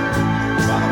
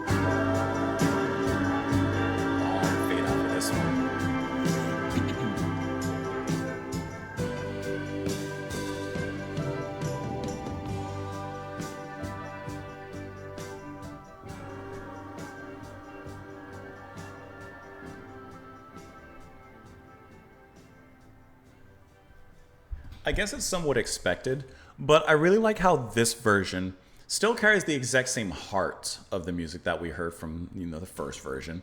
But I like how the arrangement sounds completely different. It's a little bit more stripped back, it feels. And that middle break where the music empties out and of course the drums come in, leading to that powerful ending half, I think is like really sensational.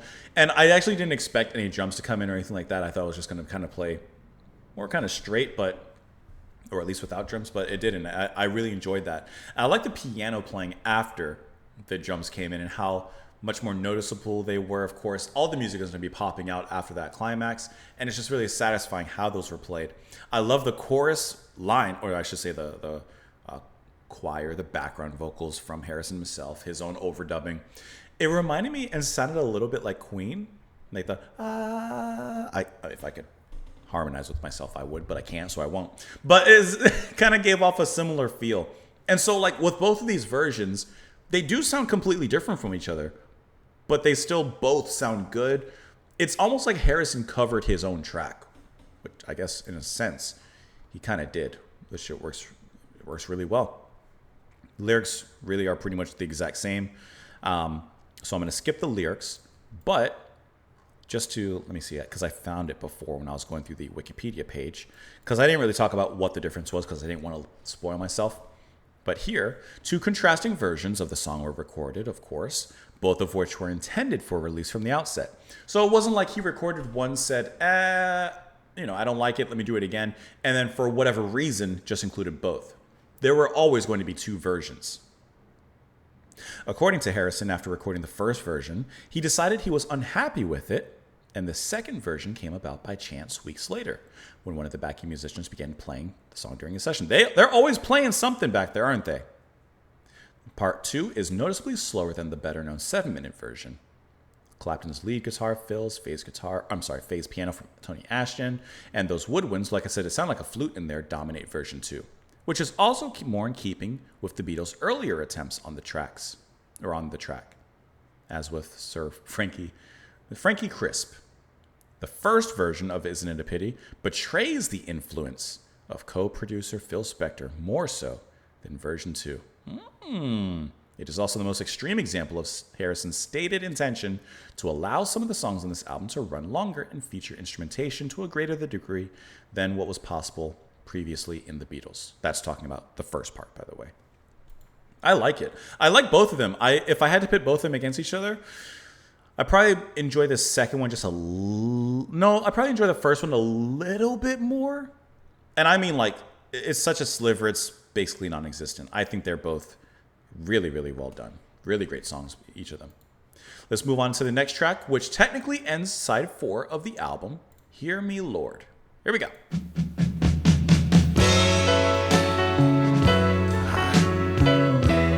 That's a great smoky R&B tinge beginning.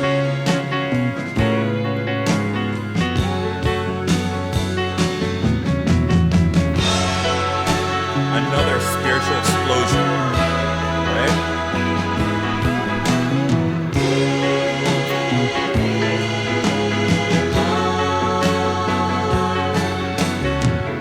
Forgive me, Lord, please. Those years when I ignored you,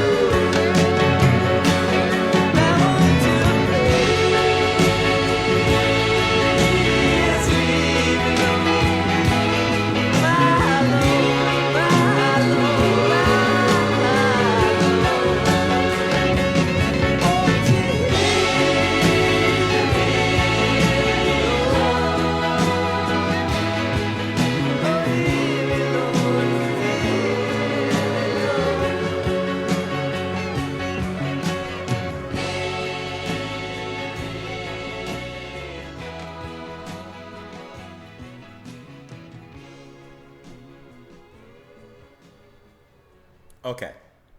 This track ends this side of the album before we get into the next two, which are the Apple jams, which are jams apparently. I don't know much about them. We're going to read about those, right? So in a sense, to an extent, this is like the proper ending in a way to this album. This is a perfect, once again, perfect track. I can tell you right now, my favorite tracks on the album, easily, Art of Dying, Let It Down, Behind That Locked Door, because I love how I just love how it sounds, and then this track. Hear Me Lord is a perfectly satisfying climactic end to the experience of this album. Out of all the overtly religious songs on this album, this is the one that takes the cake. Everything is just an absolute joy to listen to. I don't know if you can tell, but the sun finally came out. Remember the beginning of this video? It was completely overcast, raining all morning. Literally, the sun is like blooming now. Just an immensely powerful song here. Guitar, wonderful. The riffing alongside of the piano is immediately so euphoric to listen to. The organ, the way like everything comes together, the drumming, it's powerful. The bass line at the end, bum, bum, bum, bum. It's a simple bass line, but man, does it add a boulder like landslide of power as it comes down on that line. Just absolutely brilliant.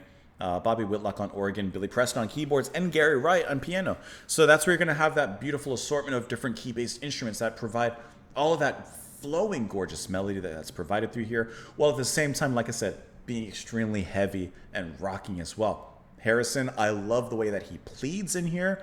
I think that it comes across very genuine and passionate, and that outcry comes across just in a very, I think, to an extent, relatable but human way. There's a great amount of human and humanity in the way that he sings here. This is the track. Let's look at these lyrics here. Hear me, Lord, forgive me, Lord, please. Those years when I ignored you, forgive me, Lord. Those that feel they can't afford you. Help me, Lord, please, to rise above this dealing. Help me, Lord, please, to love you with more feeling. Listen, he's just in supplication. At both ends of the road, to the left and to the right, above. This part was hard. The above and below us part. Out and in, there's no place that you're not in. Won't you hear me? Hear me, Lord.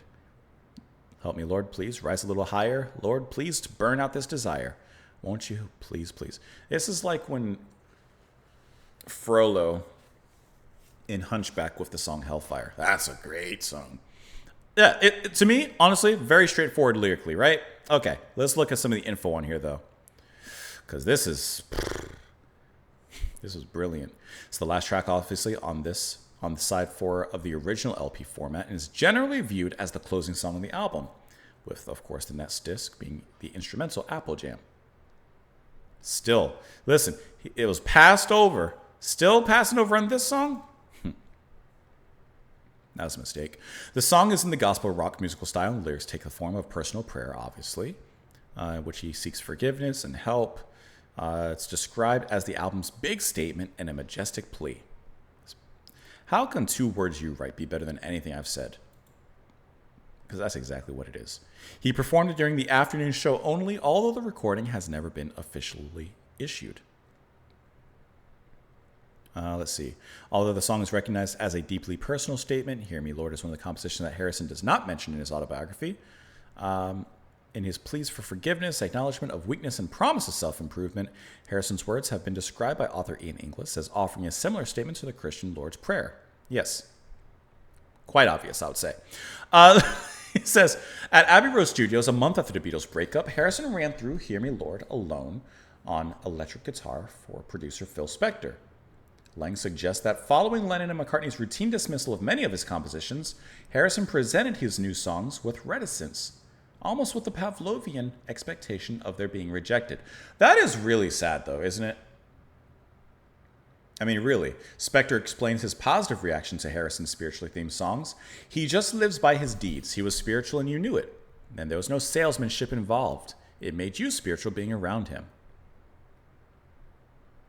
says the band performance of Hear Me Lord has been described by Lang as slow cooking gospel rock. Yeah, it is. That's a slow cook, pull apart that meat tender falling off the bone kind of rock. It's good. Let us move on, my friends, into the next side, the next disc, which begins the Apple Jam. Now, I should have actually kept you up here on screen because I need to click on that so we can get some context before we dive on in. So this consists of 4 instrumental jams, 3 of which were recorded during the album sessions, and it's Johnny's birthday, a 30th birthday tribute to John Lennon. Okay, the disc was Apple Records' way of placating record buyers for the high retail price of All Things Must Pass, which was one of the first triple albums in rock history. Okay, so and I'm assuming it's called Apple Jam because of the Apple Scruffs, I would assume. Like a definitely honor towards them. 2 of the jams date back to 18th of June, 1970. That marked the official formation of Derek and the Dominoes as recording artist here. Other tracks include musical contributions from the musicians that we've heard already before. Music critics have traditionally viewed the jams as dispensable next to the 2 LPs of songs. Nevertheless, some recognize the disc importance. So, when we were originally deciding about this album on the Discord, just in case you weren't there at the time, originally the plan was to not listen to the Apple Jam disc. But I said, no. In the spirit of this being a full album reaction, it's got to be a full album reaction. So, with that in mind, now I'm assuming since these are jams, there's probably not lyrics, but I don't know for sure. Regardless, we'll move into the first one, which is going to be Out of the Blue. Here we go.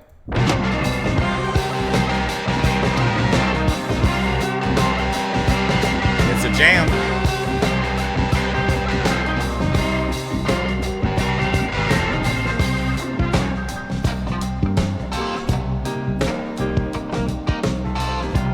It's a nice jam.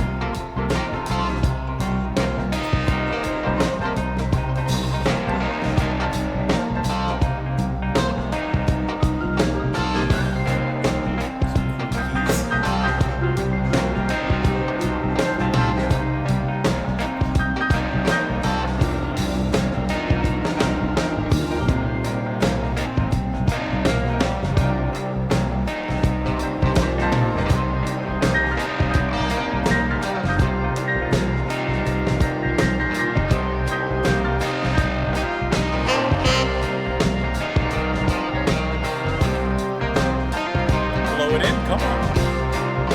Don't be shy.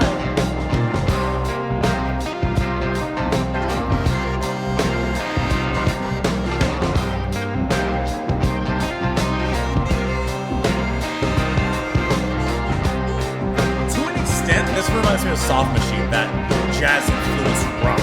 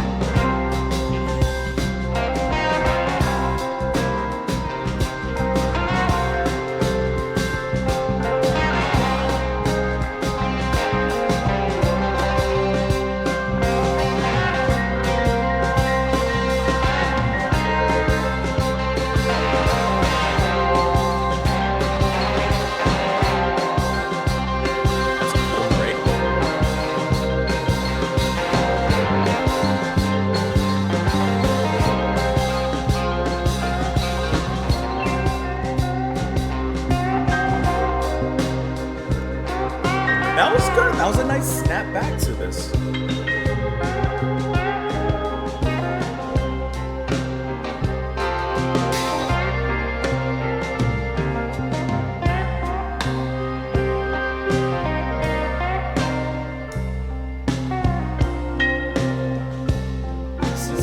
It's kind of a cool jam.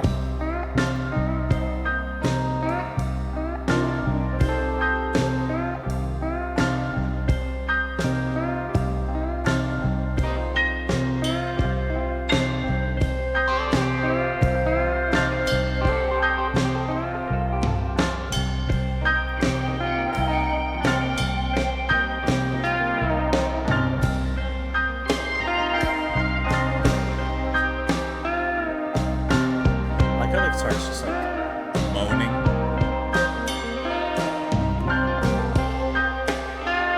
While everything else is just kind of pittering around the side.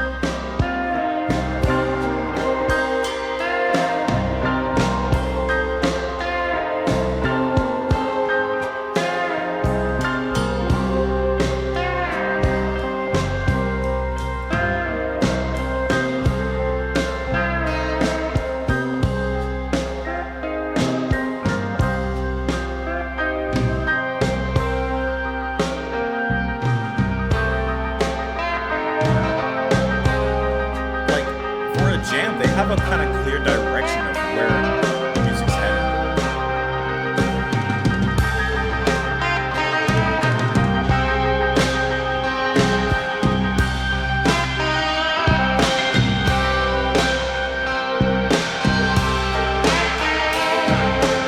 Slap on the snare.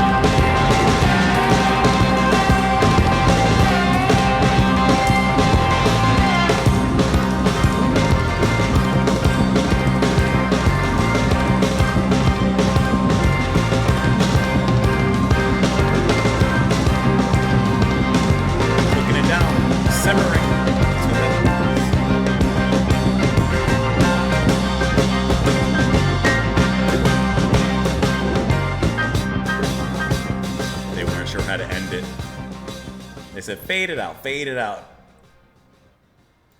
So for a jam, that was, I thought, really good. It's not something I would like, because I'm not into like just kind of jam bands or like that kind of thing.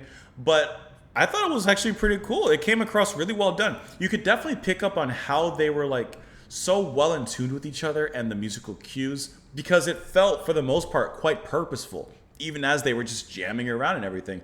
I love the saxophone in here though, among this kind of blues rock track, because it almost gave it to me like a Soft Machine-esque kind of sound. And I love how the jazziness was very well incorporated in there. As for the first half, that riff and everything else around it was just like very rock and roll, the organ kind of playing underneath, the guitar definitely being a showstopper on that one with that leading riff. But then when it softened things up, it allowed for that break and that expansion of space to happen, which that's when the organ and the bass and the piano would really kind of dwell in that particular deep. And I really enjoyed what they did there, that ambience.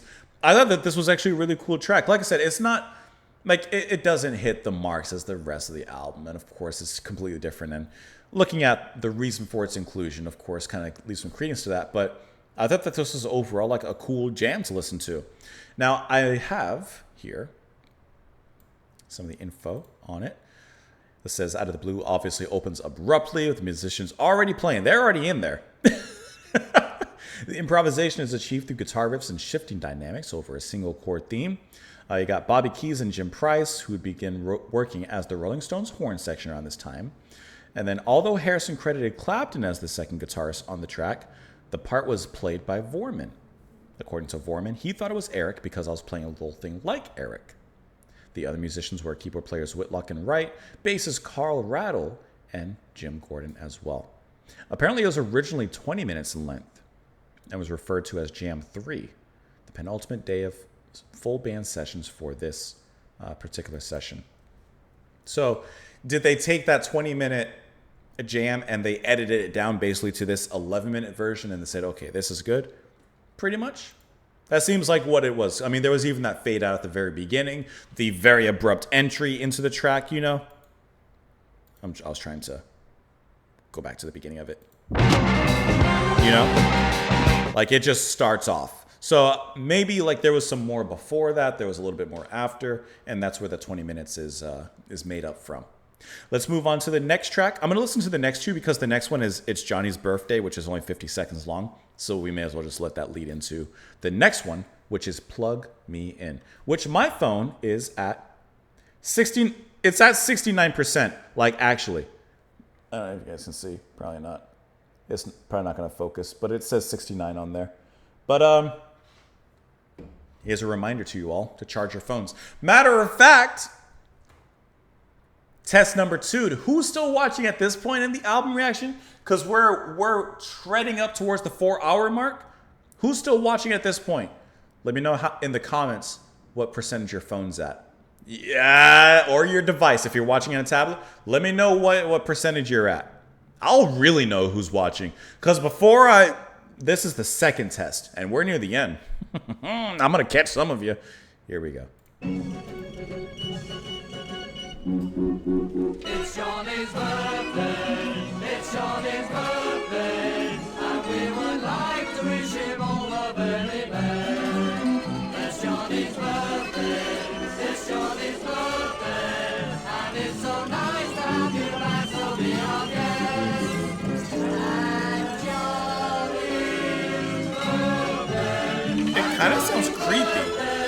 We'd like to wish you all what you would wish yourself. It's like the tape is sped up and slowed down.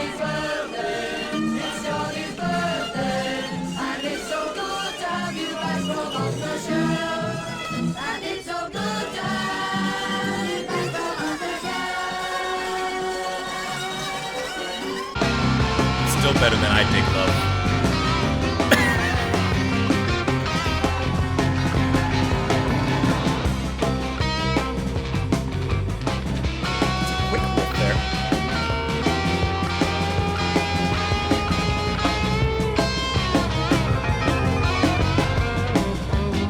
That surf rock kind of sound.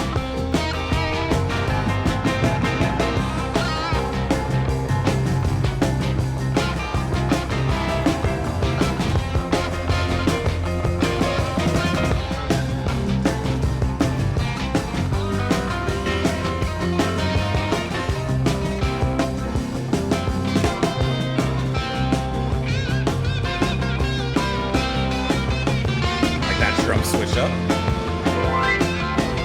A little zip.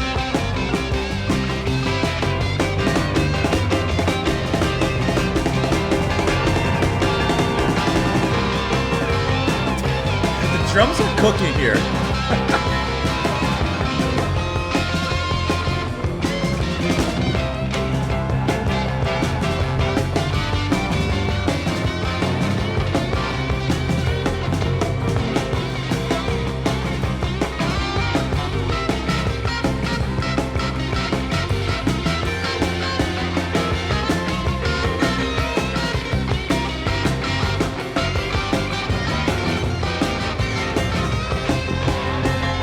That must be Harrison Clapton just going off on the sides.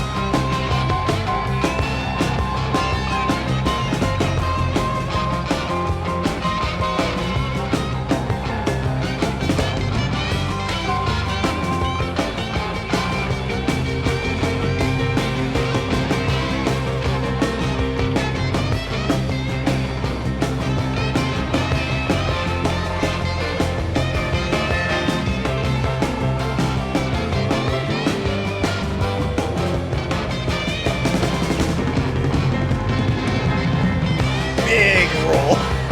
That's a bakery roll.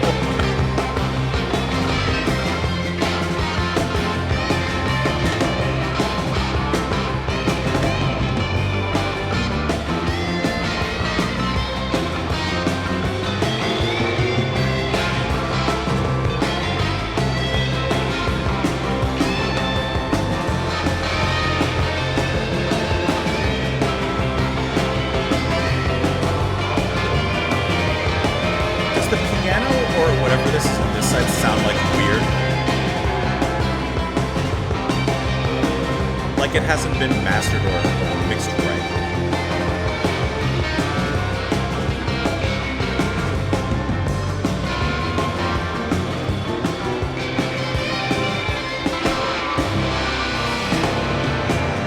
Or maybe it's a guitar.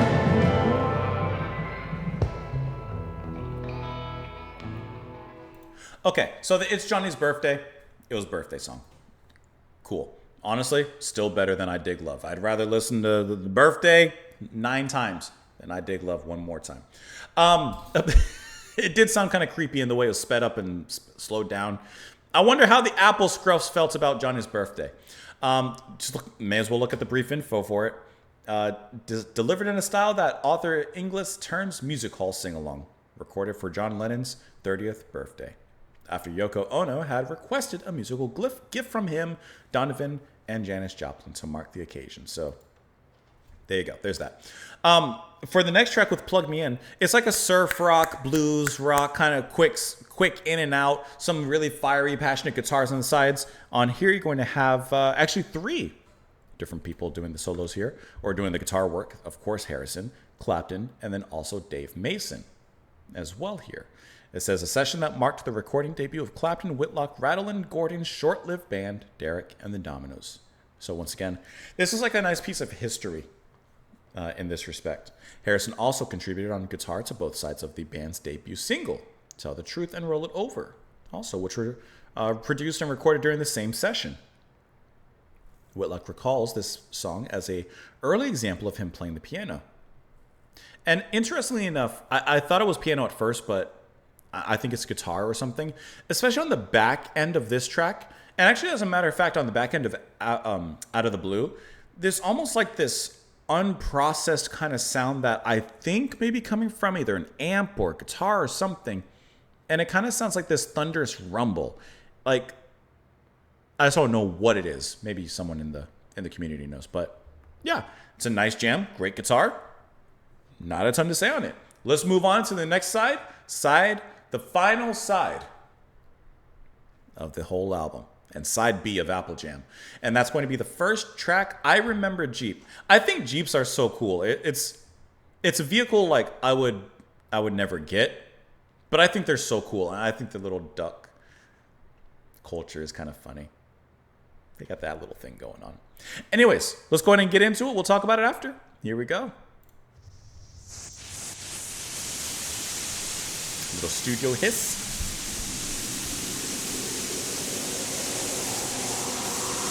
All right,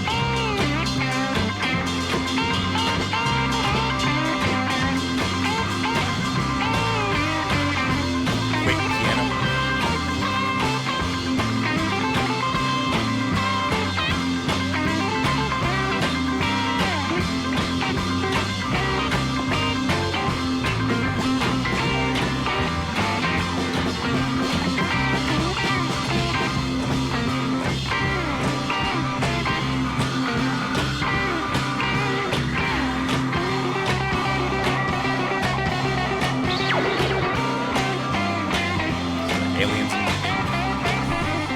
invading a blues club?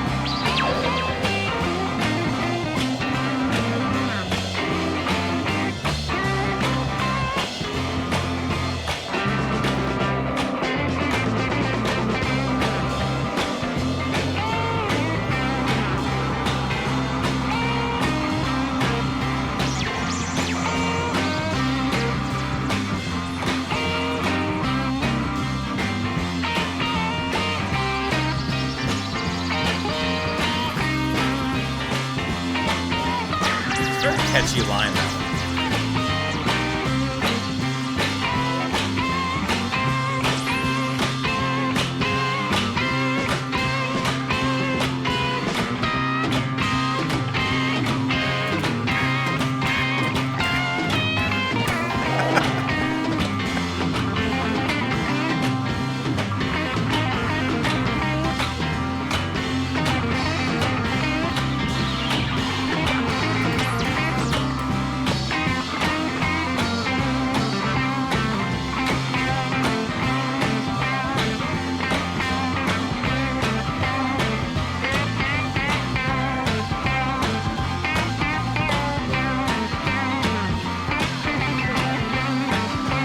This really sounds like very old school blues jazz. Maybe in like 30s and 40s. Like,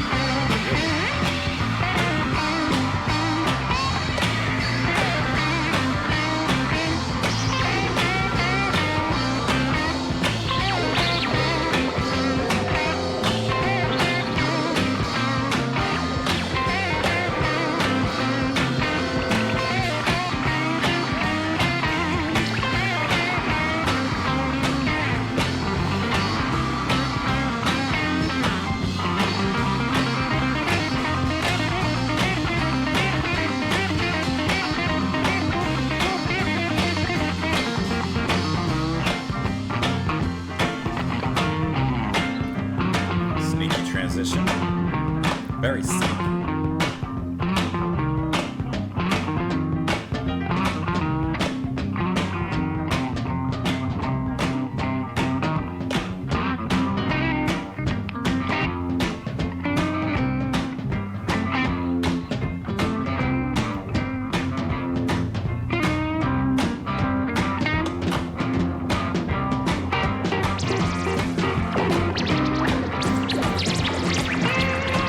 All these weird little spacey sound effects feel so random.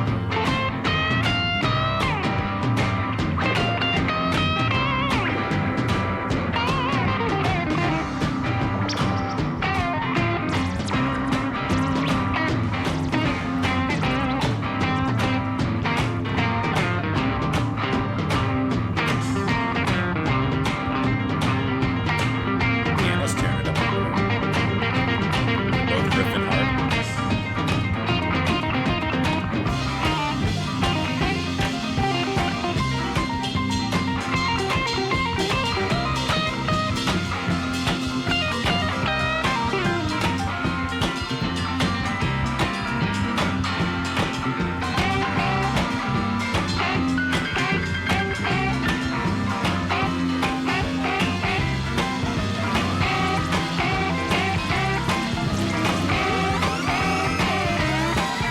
Are we ELP now? Is the ending of Buggy now?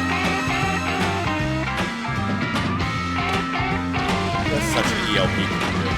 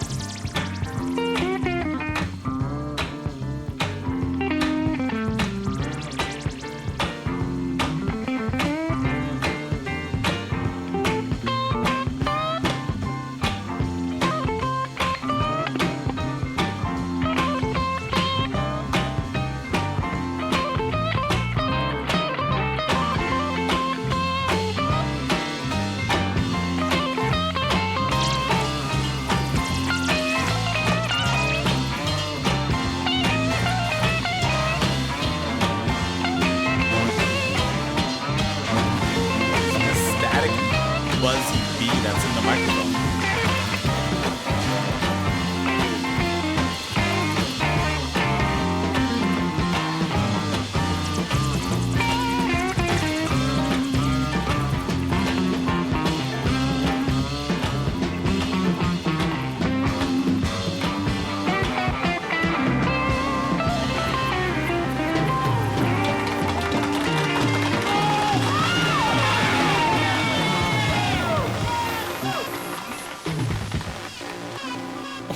Who's just playing around there on the keys? Okay, I remember Jeep. It's another fully competent blues rock jam, right? Cool. Personally, I can only listen to a jam for so long. So this actually at 8 minutes felt longer than Out of the Blue. Because after a while I was just like, okay, we get it. Okay, we get it. And this isn't even necessarily, you know, me at the end of 4 hours or whatever. Oh, you know, I'm tired. No, I actually feel I feel actually really good. But the jam just didn't, it was just like, okay. After a while, I get it. If this was like a condensed 3-minute track, then cool, I like it. But it kind of drags. And like I said, Out of the Blue didn't drag. This kind of dragged a little bit. It was cool. It was well played. Like there was nothing against their playing or anything like that. But it just didn't go anywhere. It didn't lead anywhere. I don't feel different now having listened to it than I did before having not listened to it. So yeah, even though it's well played and everything, it just leaves me a little bit, okay, that was good. It says that the title for this originated from the name of Clapton's dog. A Weimaraner named Jeep, never heard of this. It's a good looking dog. Named Jeep, who had recently gone missing. The lineup was Clapton and Harrison on guitar, Preston on piano, Vorman on bass, and Baker on drums. Harrison also added effects of Moog. Yeah, that Moog coming out of nowhere. Very ELP with that. That was end of Lucky Man happening there. Inglis comments on the jam's similarity to Cream's song, describing it as a musically sophisticated fusion of jazz blues tempos within a contemporary rock format. Yeah, take this jam, cook it up, put a little, put some verse. Like, you could tighten this up and really get a great track out of it. As it is, it's just a jam, and I'm not a huge jam person in the first place. The session took place in 1969, shortly before Harrison started production on Preston's first Apple Records album, The Way God Planned It. On May 12th that year, at which point the track was titled Jam Piece, Harrison, Lennon, and Ono overdubbed hand claps at EMI Studios, and Harrison added the Moog part live as the final mix was being done. So that ending. Let's move on into the final track of the album. Thanks for the Pepperoni. I love pepperoni on pizza. There's a pizza I get. We have a chain called Marco's down here, and they have a pizza where it's like pepperoni like lovers. And it's like 3 different types of pepperoni. Oh, I'm thinking about it now. I'm getting hungry again. I only had nuts and a cheese stick. I'm getting a little hungry again. All right, here we go.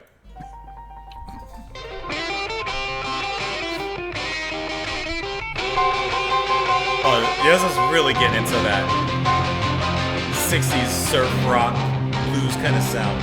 It's a heavy riff.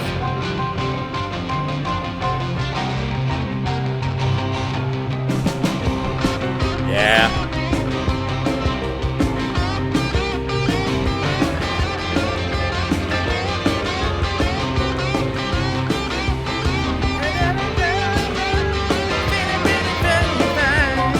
Right? Let me not. Just listen.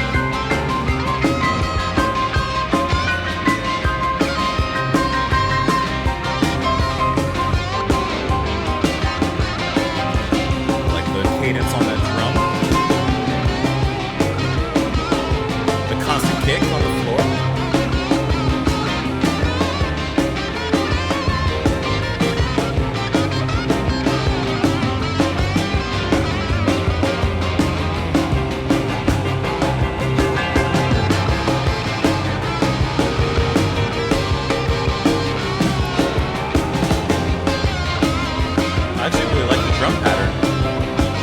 It's not so typical. It's not. There's a twist on it.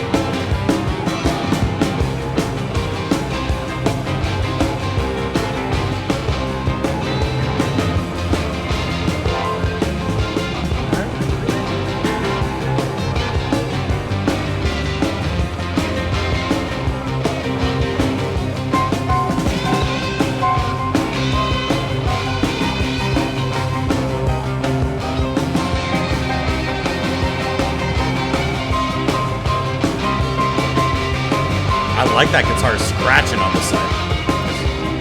Burning through this.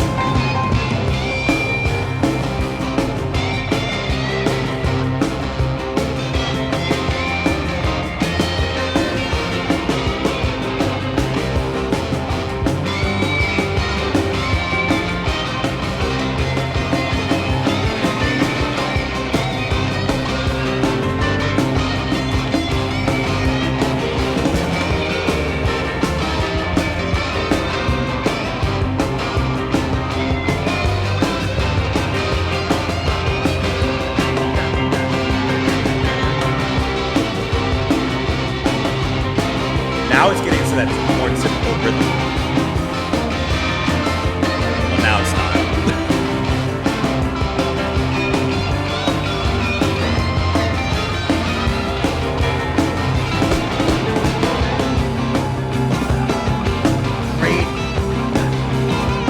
Great rolls on there.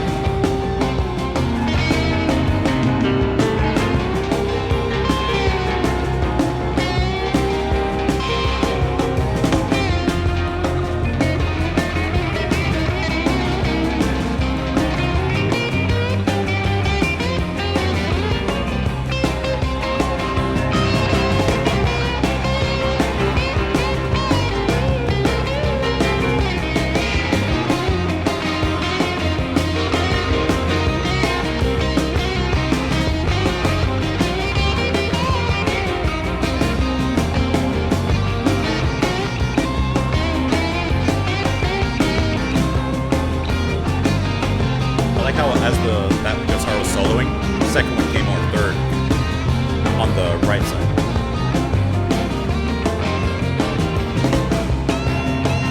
I love the drumming though. It keeps it really interesting, not so stagnant.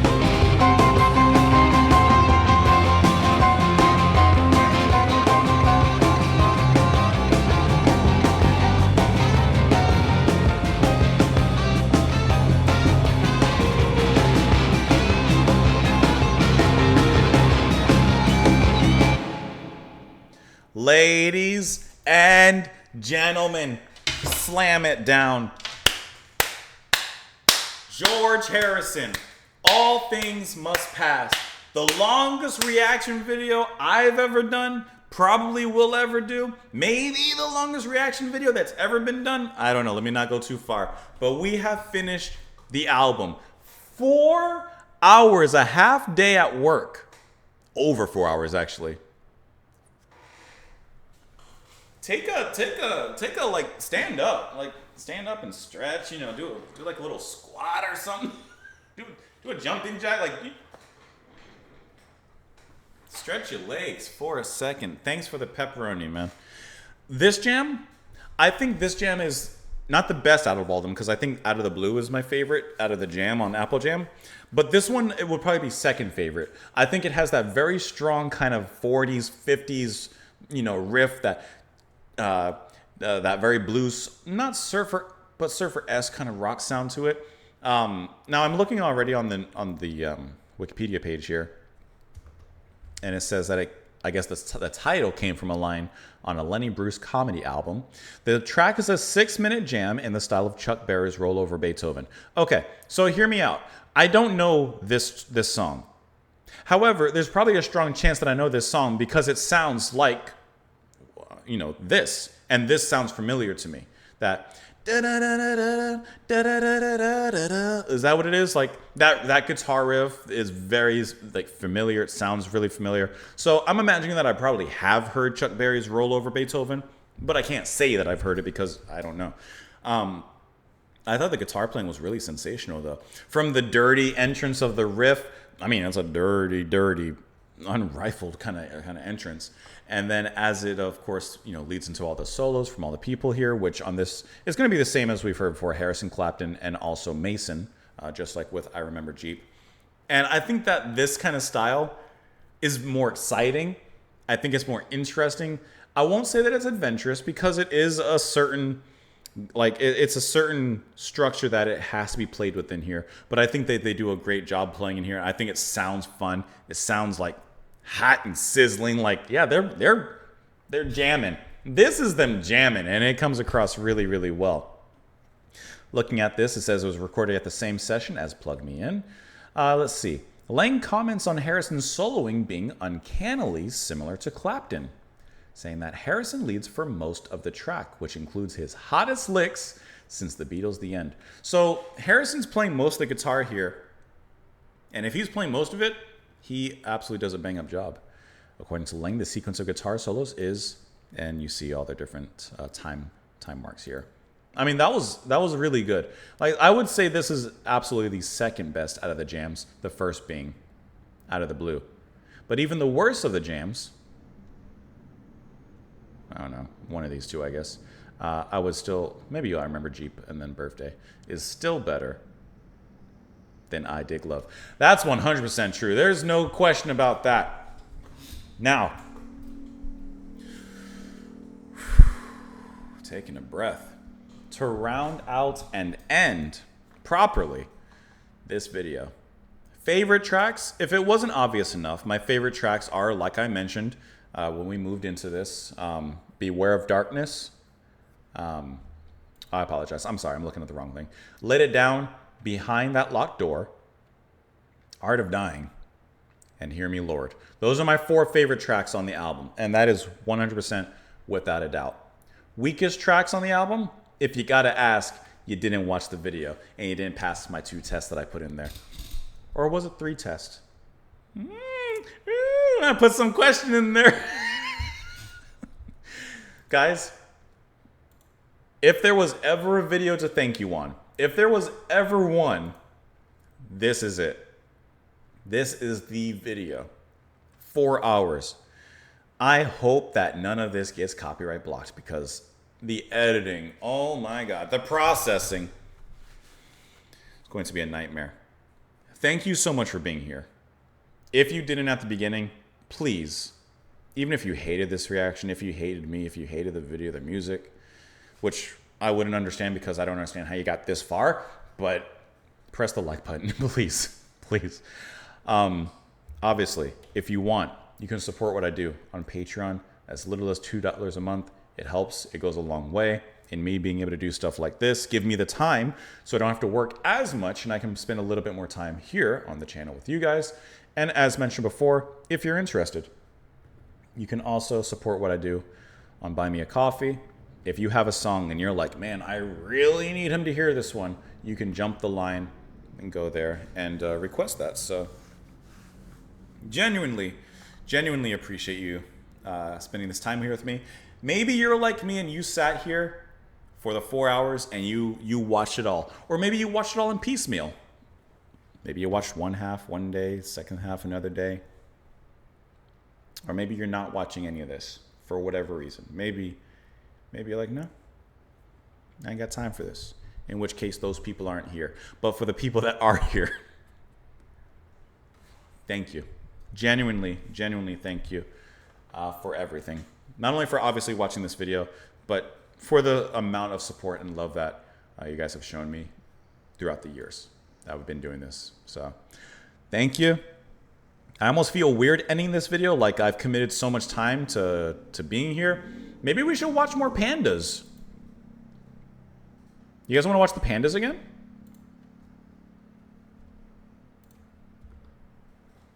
I don't know if there's any sound or not. You guys want to watch the pandas? There's no sound. Okay. He's just sitting there. Just so cute. Red pandas are so cool. You know, see, Harrison was talking about reincarnation and stuff. I want to be this panda right there.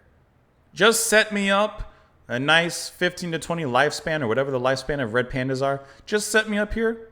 I'll be good. I'm just going to chill. Or maybe this one.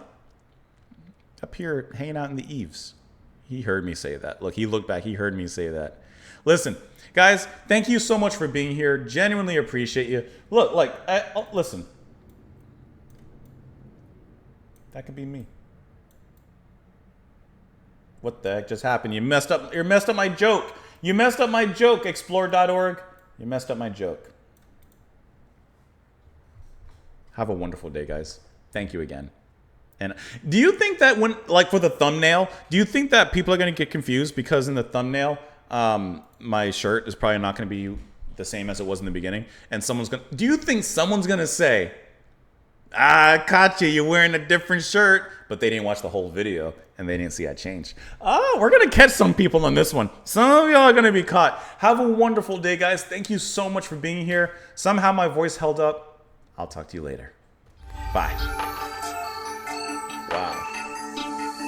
4 hours and 20 seconds. Do I have to allow this to get to 420 evenly? Do I have to do that?